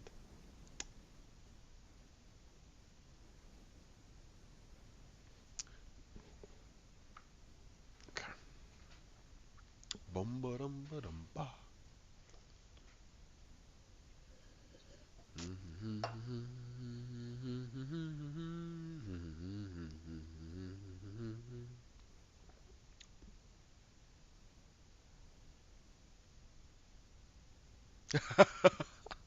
Oh yeah. I've only ever won one battle, except when I took last stand Navy faction 4 ships. Yeah. Yeah, Lightning. I remember when you literally submitted one of my own fleets into a thing and nearly won with it. That was hilarious. It was a better start this time, Clem, but still, you lost about 9,000 to Owl. But that can be recovered. You still have your capital ship, and Owl still has his. So we'll see. We'll see. Owl is doing an admirable job, though, of holding off the missiles as well. Watch this. Watch the Praetor just clean them up. That's beautiful, actually. It's difficult to see because of the effects and everything's red, but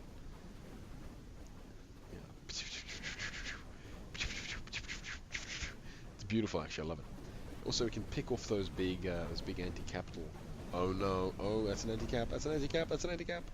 Oh, I got very close. It got very close. That's a hit. Okay. Owl, those external meshes are really saving you time there, by the way, buddy. Really saving you time. They're really saving you from those cappies. And the tech line. Let's not lie. That tech line saturation denial is working pretty well as well. Not brilliantly, but it's working pretty well. Support units. Let's watch some of them duke it out. Ooh. Ooh. Now it's clipping some of them, but it's not hitting them precisely. These 3 over here are doing a little dance. Da da dun dun dun dun dun dun dun. Oh wow! And there goes Clem's capital. Yeah, that's over. That's pretty bad. You did some good damage. Alright, man. Yeah, it's over. To 38 to 21. 5 ships to 6 ships. I don't want to call it though, because you still have capital. Do you? You still have capital missiles, and those things are not to be. Okay, never mind. You don't have capital missiles anymore. Yeah, I don't joke about capital missiles because those things are actually really tough. So I want to see if you can maybe win this with capital missiles, but never mind. Never mind. Yeah, I'll call it. Fine. Okay, there you go. Alright, it's the final 2. Well done, Klim. Well done, Klim. Hard fought, man. But here we go. Okay, so now it's Ice Strain Goal by Insane Asylum versus Kim Devon Planetary Defense Force by Alphans. Now, whoever wins this will determine the color scheme of the United Fleet. By the way.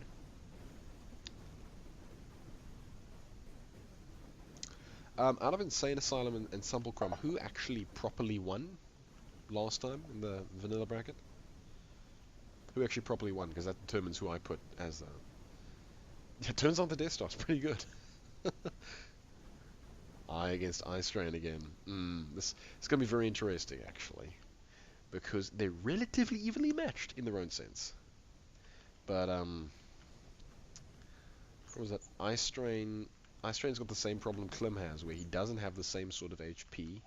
He has the damage potential. Definitely has damage potential, but his HP is shields, and we all know how fickle shields can be.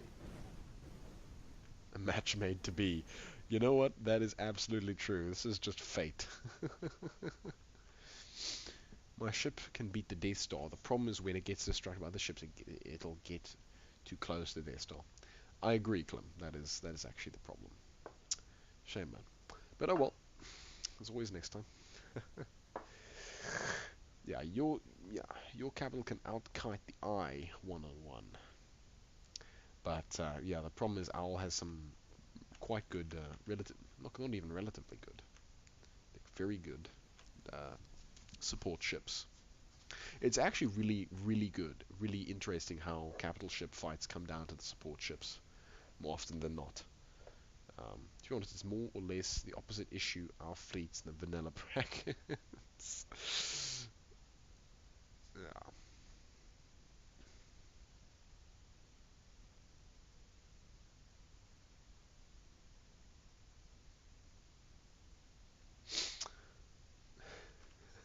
The Eye Strain versus the Eye of Gemdentara. Sounds about right. Good old AI. Yeah. There we go. Popped like a chicken bone. Now, the problem here is that Insane Asylum can outrange Alpheds. Watch him get peppered by the... oh. See, the anti-capital's really doing their work there. They're slow, but when they hit, they destroy things. I think they do like 2,000 damage.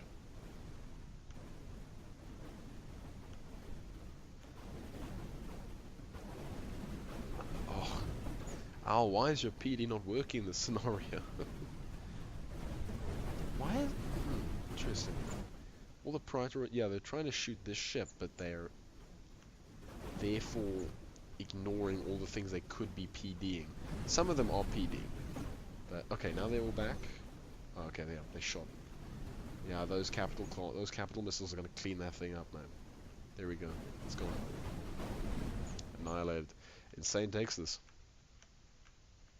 Absolutely takes it. It's one ship.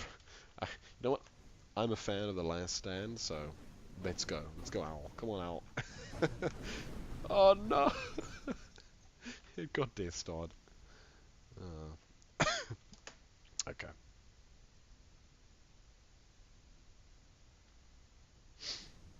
Okay, give me a second. I'm going to just plug in my earphones. Earphones? Headphone. Charging cable.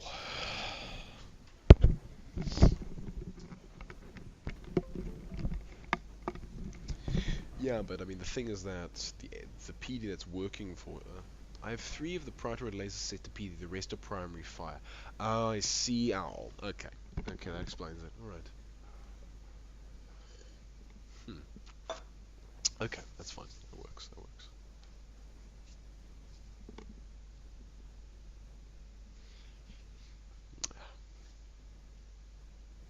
I'm getting hot. Ice Rain just flashing his headlights at that small ship. Jens, that is a perfect analogy. Yeah, the Ice Strain versus the Eye. That's hilarious. I love this. Oh, this is godhood. That's just beautiful. Ice Strain versus the Eye. Just God. This is glorious. I love it.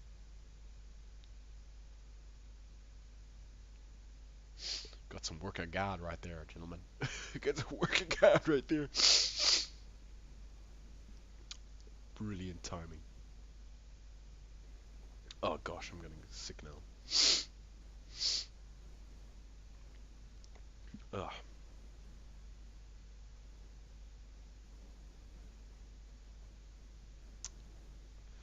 Fate has made it so. Eye Strain versus the Eye. I'm still obsessing about that because I find it hilarious and very entertaining. Like, quite nice. It's very nice. The final showdown is the Red Eye Alpha, and then the literal defense force of Gimdentara. At least it isn't the modded Locust faction. Fair enough. I don't know the modded Locust faction. Oh my goodness. You took out the capital ship, but oh buddy, that's very close to being taken out yourself. Yes, repair. Gold do repair quite quickly actually, so that's a nice feature. Oh, enemy ship coming in, targeting, fire the laser. Nice. Yeah, we might get around 3, but problem is the moment these support ships start attacking. Surprisingly one-sided now. When we fought before, it was rather close. It's still rather close. There's a 3,000 point gap, and you're actually doing pretty well. Like, obviously I'm like 60 seconds ahead of you. Not 60, but like 45 or something along those lines. But yeah, okay. Okay, now the support ships are coming in. This is gonna start going downhill very rapidly. Oh, you mean before, as in the last time as in the literal, actual other time you guys fought. You got some points back, but I think your capital is going to fall to his small ships, says Clem. Yeah, that's actually it. The end here is unfortunately entirely decided by the small support ships, because they are winning this. Look at that. Look at that. Perhaps not. Time will tell. Yeah, well, time told.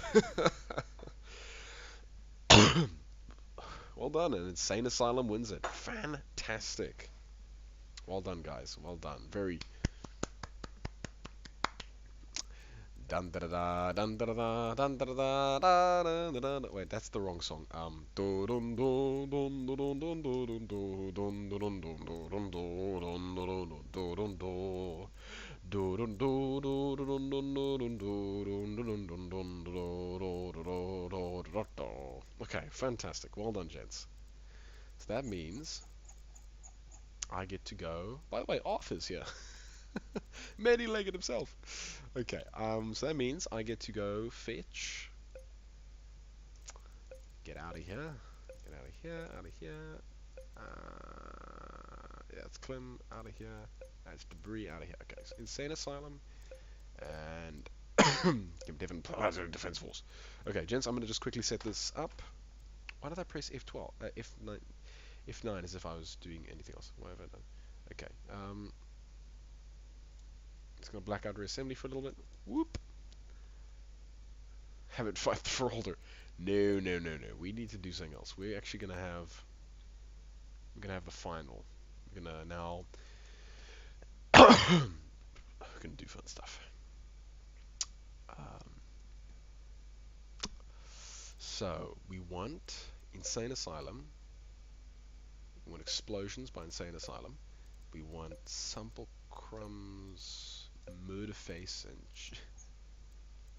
Murderface and Cheese. I can't remember who won.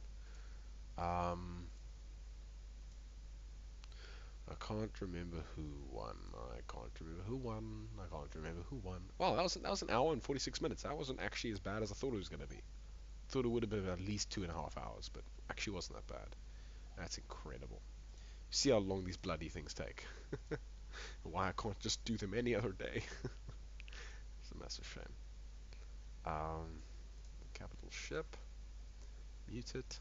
Go all the way to the end.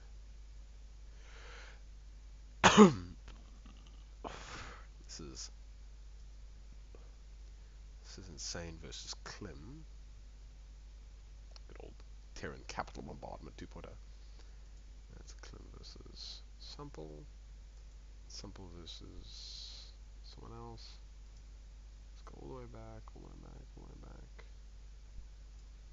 Oh, yeah, that's when I was doing the replays.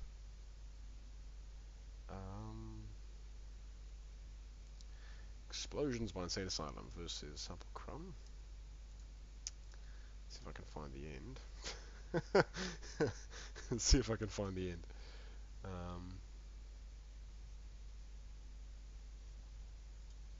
There's 4.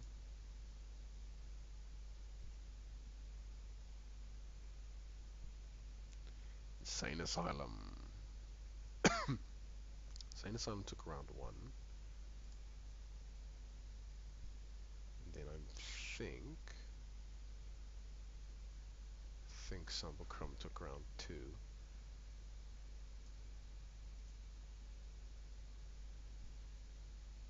Sorry guys, I'm just, trying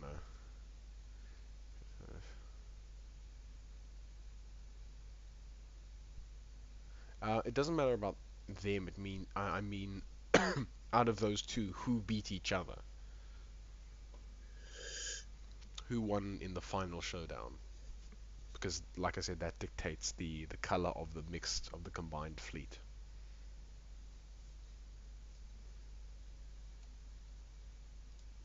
Wow, I'm on 2 times speed and the seconds are going like every 3 seconds. That shows you just how slow these fights were. It's amazing. Go to some of the old tournaments and speed them up by like 2 times. And you actually get to watch some of the slow-mo fights in proper time. It's amazing.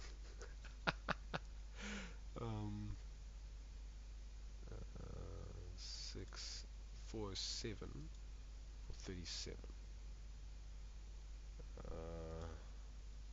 Come on, who won? Explosions.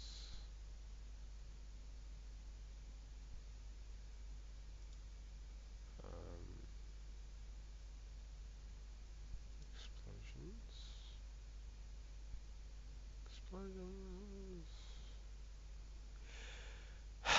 Still scanning through this, trying to find the place. Trying to find Armageddon. Trying to find Armageddon.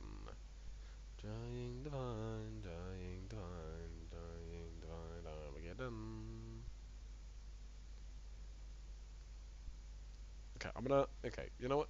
Turns out I have no clue. Turns out I'm not even gonna bother. So we're just gonna have, okay, so we need those 2. Then we need Insane Asylum's goal, and then we need Owl Feathers goal. Great, okay, now. So we're gonna use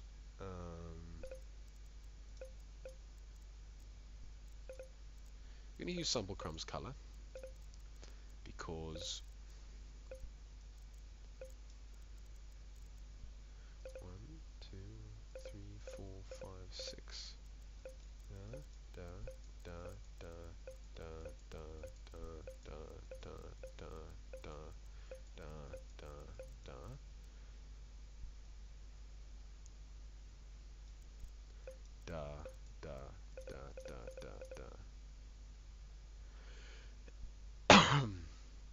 And that's a combined fleet P of however much that is. Yeah, it's basically 8,000. So I think that's right. And then we take ice strain, and we put in Eye of Gimmin and Tara, and then as many of these as Howl had. It's probably going to be as many as it takes to get to 80,000. Okay, goes over slightly. Fix. How many did Owl have? Yeah, 22. I have 22 here. Great. Okay, everybody.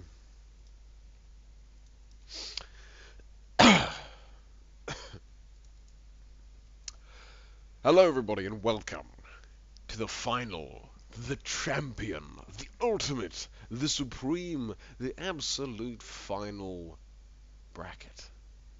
The champion bracket.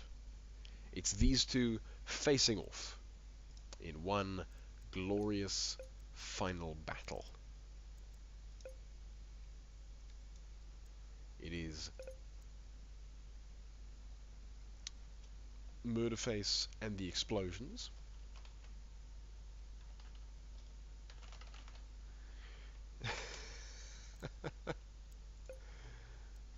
versus Goal Eye Strain, the Eye Strained Eye.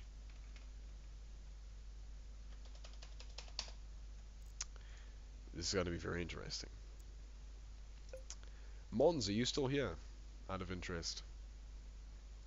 I feel like people have died.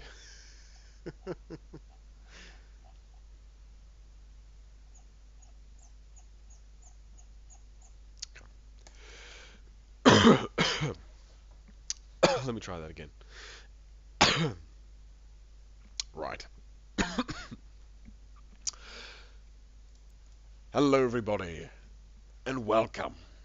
No, that's not. Let's try it one more time. Good morning, everybody, or afternoon, or your regional equivalent. This is the final bracket, the champion bracket.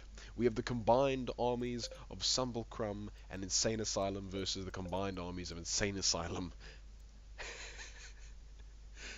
and good old Owl Feathers. Yes, Insane Asylum is in both of these because he won both the brackets. So in effect, the two people that won the vanilla bracket have been put together into one big fleet. The winner of whom dictated the color, the winner of the very final battle. The Eye Strained Eye is the result of mixing the Eye Strain with the Eye of Gemden Tara. This is, of course, these two, of course, are the winners of the gold bracket. Now, we're going to be doing single elimination, 5 rounds, the time limit of 2 minutes and 30. Actually, no, time limit of 3 minutes. It's going to take a hell of a long time because the big capitals are massive and there's a lot of ships. It's going to be very interesting. This is the only fight we have. Let's go for it. I'm fully happy to spend like an hour and a half on this fight alone because it's going to be insane. Right, Murderface and the Explosions versus Eye Strained Eye. Now, can we take a few seconds to just appreciate the size disparity? I kind of forgot how small the goal were. Just as a thing. You know, I mean, we spent so long looking at the goal, and then we realized they are tiny. Someone say your name? Yes, Mons. We did in fact say your name. I wanted, just wanted to make sure you were seeing this as well. We have Murderface, and we have the Explosions, which is Terran and Farmer. Mixed with it was a Terran Farmer raid. No, it was I can't remember how I did it, but it was a crazy thing. And so basically we have that versus the goal, and it's going to be very interesting. And we're going to, it's 1 of 5. It's going to take a lot. There's going to be a huge amount of HP disparity as a social construct. If only. This is going to go very badly, but it's going to be very interesting. These big ships are just horrifying. But those Praetoroids are going to be dangerous, and those anti-capitals are going to make holes in those big ships. It's quite the obstacle course, though. Indeed. Yeah, but that stuff Sample has is almost unarmed. I agree, but the problem is it has range. Oh my goodness, what are you doing? Chow through, chow through, chow through! And big gun's gone, and that ship is out of the fight. This is already impacting. Boom, boom, boom, boom. Yeah, the anti-capital and the Praetoroids are pretty much the base you're gonna get when it comes to... yeah, not that much armor. F2 HMLs. Yeah, farmer missiles are coming at you, buddy. And there's a lot of them. But goal point defense might be able to be fine. Let's be honest here. These guys don't have Praetoroids, so it should be very interesting. You know, obviously I'm going to hold out hope for the goal, because the goal are literally the underdogs, so...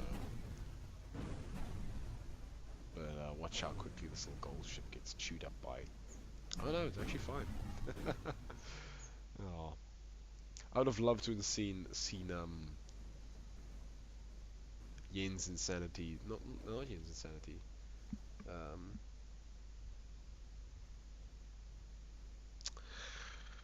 Whoever Imperix's torpedo armada against these guys, he would have cleaned house. But yeah, this fight is gonna take a long time, guy. A long time. So I'm just gonna leave it running and just sit down in the background and let it go.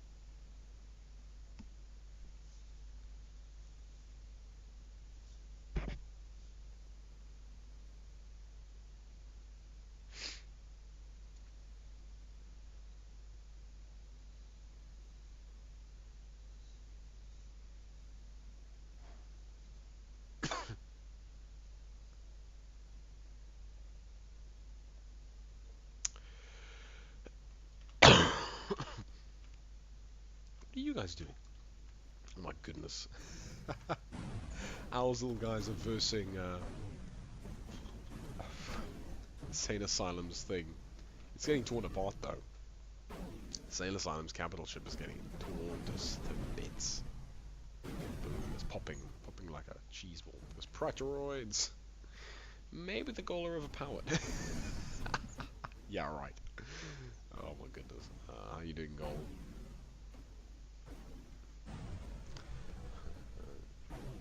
Tech lines are doing their work, at least. But, yeah, at least. Insane Asylum's Terran ship is going to go down. Where is Insane Asylum's goal ship? Oh, it's okay, it's over here. It's setting off a couple missiles. They're doing pretty okay, actually. They're not dead. They haven't just died. Yeah. And guys, naturally, don't feel bad about putting on your own music to listen to while you watch this. Or just putting this on in the background while you play something else. Yeah, section 1 is as lopsided as expected. Hey, I balanced the goal against vanilla of this sort of scale, so... I mean, the entire point of the goal was to be a micro-faction that could just kick the snot out of a big faction, so... That's the reason I gave him the anti-capital missiles and the Praetoroids, so... Yeah. Also, like Fury Targs and all that stuff works pretty well against pretty much all the other factions. You'd be surprised how rapidly Tinkrell gets wasted by Fury Targs because they're so fast, and you get quite a few of them, and they just dig through. It's beautiful. But yeah, I know. 40 ships from both sides combined. Yeah. Going really slowly though. Only problem is that those capital missiles don't actually have a very big explosion radius. It's actually quite small comparatively. So what they do hit, they destroy, but they need to actually get close enough to hit. Oh, Praetoroids. Psst, look at that. Oh, it's just beautiful. It's just cutting away at the inside of that thing. More than one ship has died per second. You know what? That's when you know it's a really good fight. There goes one of the Terran ships. Well, nearly. Ooh, it's glitching. Okay, got the come on call. But I'm pretty sure that's because of a glitch. That happens because the laser is... I don't know. Sometimes the laser just is big and does silly things. Okay, that one just got wasted. So, Insane Asylum is killing Insane Asylum, which I love. um, the Eye of Gemdentara is holding off the primary, defensive regiment. Sunbakram's Murderface is sort of trying to figure out what to do. It's releasing a string of torpedoes every now and then. It's sort of going off into the blue, but the problem is they're too slow to hit the goal. This massive thing of farmer missiles is trying to hit the goal ships. Ooh, this little barrage might do some damage, but yeah, I think the point defense is gonna stop it. Ooh, yeah. If any of these big HMLs manage to land some hits on the goal, they again suffer badly.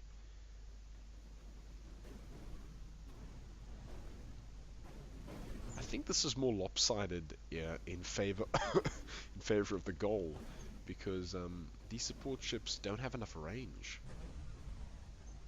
They're pretty much free points, and Murderface isn't going to do anything because, well, okay, he does have a bunch of plasma cannons, which are pretty effective in and of themselves, but they're not going to be as effective as we might want to. He does have a few little missiles, but he doesn't have a lot to deal with the... Oh, pardon me. To deal with a very maneuverable goal. There's a few little missile launches here and all these little action 3 laces. Yeah, quite interesting.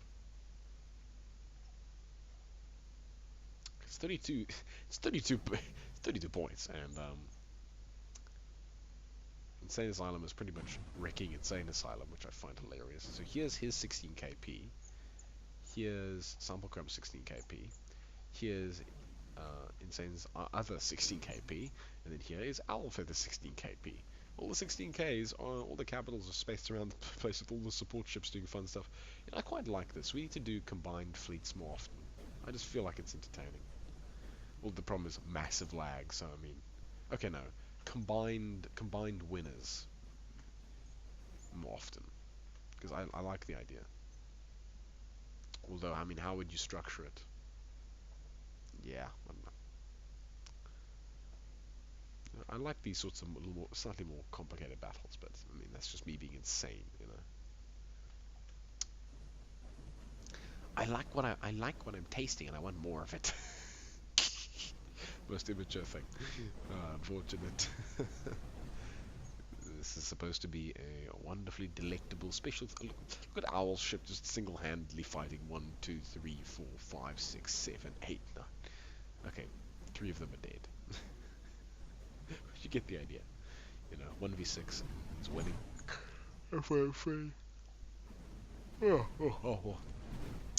Hey, and the combined owl insane, the owl asylum, as I will now call it, is doing pretty well. The owl asylum.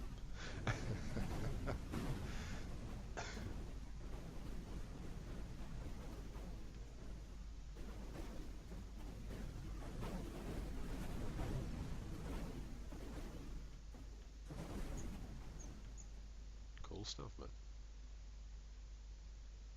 What's happening up here? Nothing, there's just one little runner that's just tormenting poor old Insane Asylum. His little support ship. I don't want to deal with this. Structuring a combined fleet battle could use subpools of 3, with the 2 winners being combined and then thrown into a double elimination bracket. That's not a bad idea, Jens. That's actually quite a nice idea. The only problem is that balancing out time dilation is the primary issue. I suppose just the answer would be making smaller fleets, smaller P limitations. But that would mean smaller capital ships, so we can't do that. As it stands, next time I'm gonna I'm gonna revert to the old vanilla rule set, which is slightly less, slightly smaller things, because that's just a little more reasonable. One day when we all have supercomputers, we can come back and laugh at these games. Ha! This stuff slowed us down. Now we've got like 32 core crazy stuff, and Reassembly does uber levels of multi-threading, and just it's we'll laugh at things. Maybe. Uh,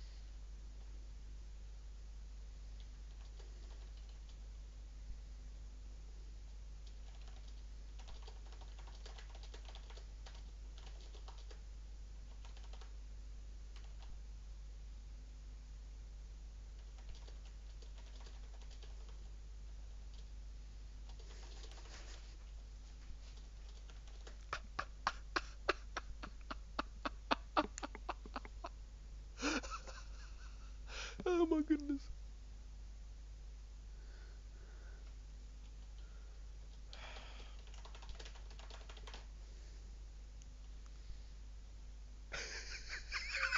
What am I reading? I'm so entertained. I'm so strongly entertained.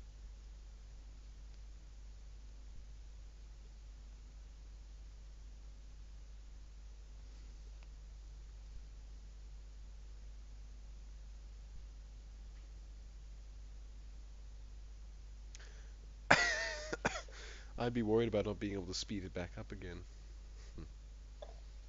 Oh, okay, I've missed chat now. What's happening?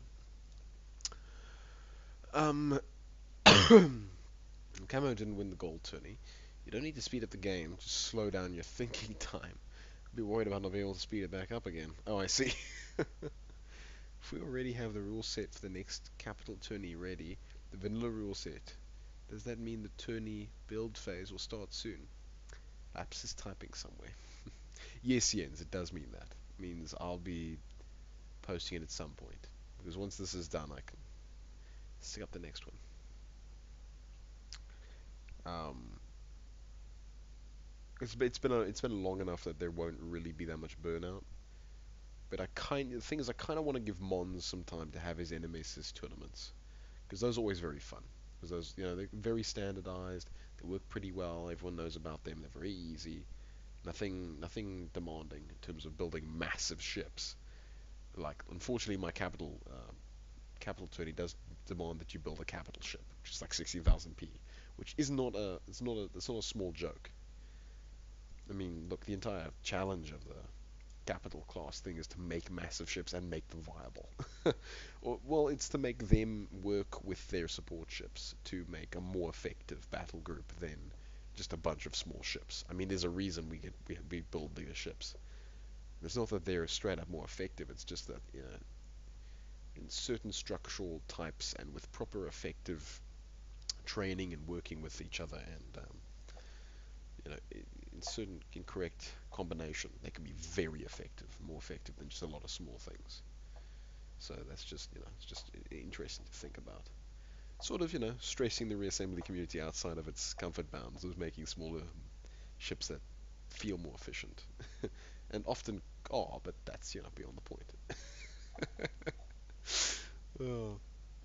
I'd love to fight some of these capital fleets against more standard fleets. Some other standard fleets would probably win. That's the funny thing, but I mean, some of the capitals would probably damn well win. 'Cause some people really, really make good capital fleets. But Laps is typing somewhere. Arrow up. I am typing somewhere. Talking to a girl, guys. I know, right?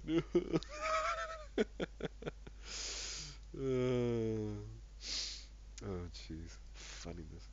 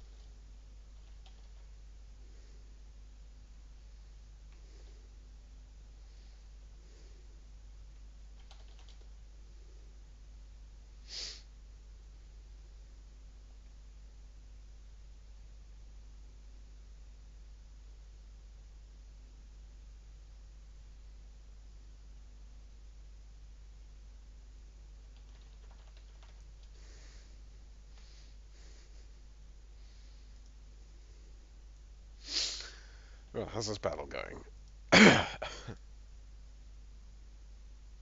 Takes me a while to build ships. That's because I build. Yeah, okay, Lightning, you build in this insane, ridiculous way. There's no ship limit rule and time dilation rule. Yeah, there's a lot of things. So I've learnt now to test with my recording setup because I've now realized that's probably something I should do.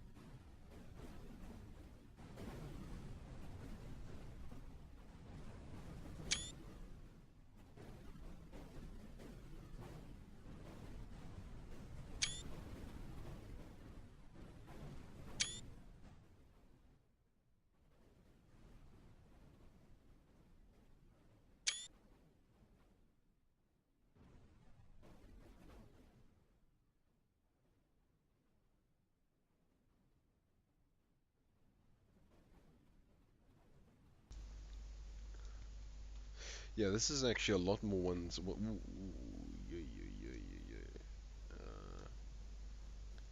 We just close that. Okay. Yeah, this is actually a lot more one-sided than I thought it was. I might need to just call a winner. Because we've done one battle and I'm pretty sure the next would go exactly the same. That's the bad thing.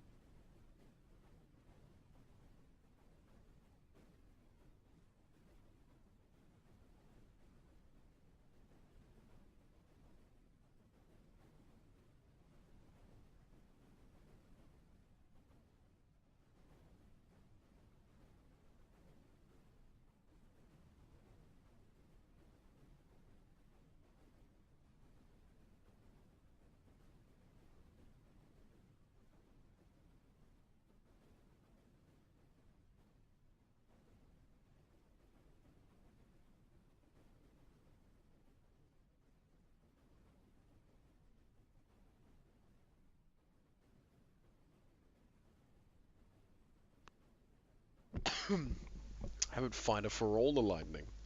Do you understand what that means? Do you understand? English, do you speak? Oh, jeez.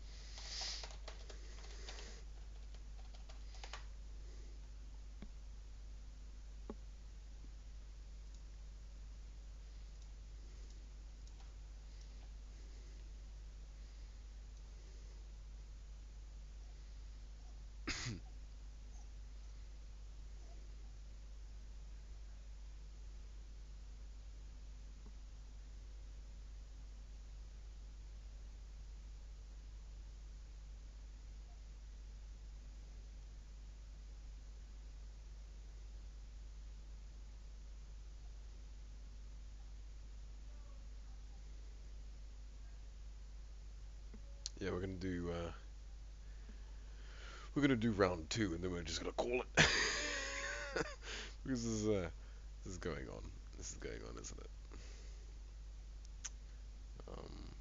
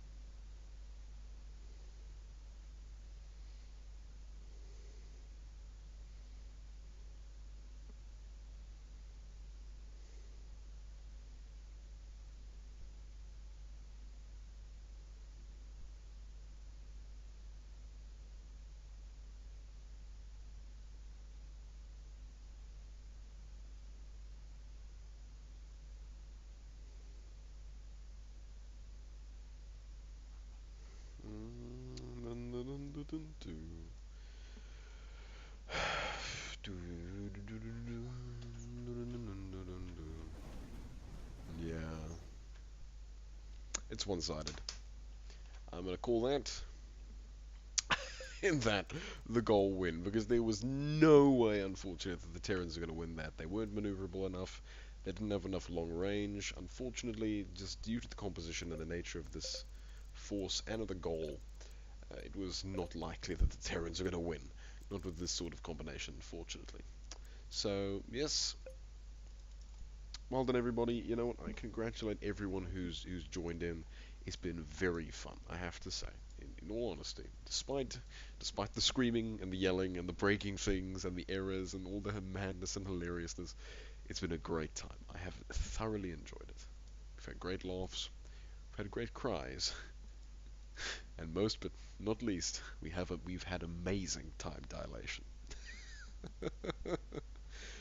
So thank you, everybody, so much for joining me and for entering this tournament, for competing, and for being here during the long stream to get it all done and dealt with. It's been a long one. It's been months in the making. But thank you, everyone, for being here. And so, congratulations to all the people that built. To those that lost, GG. To those that won, GG. And until next time, everybody, I am sick, but until next time, everybody, cheerio.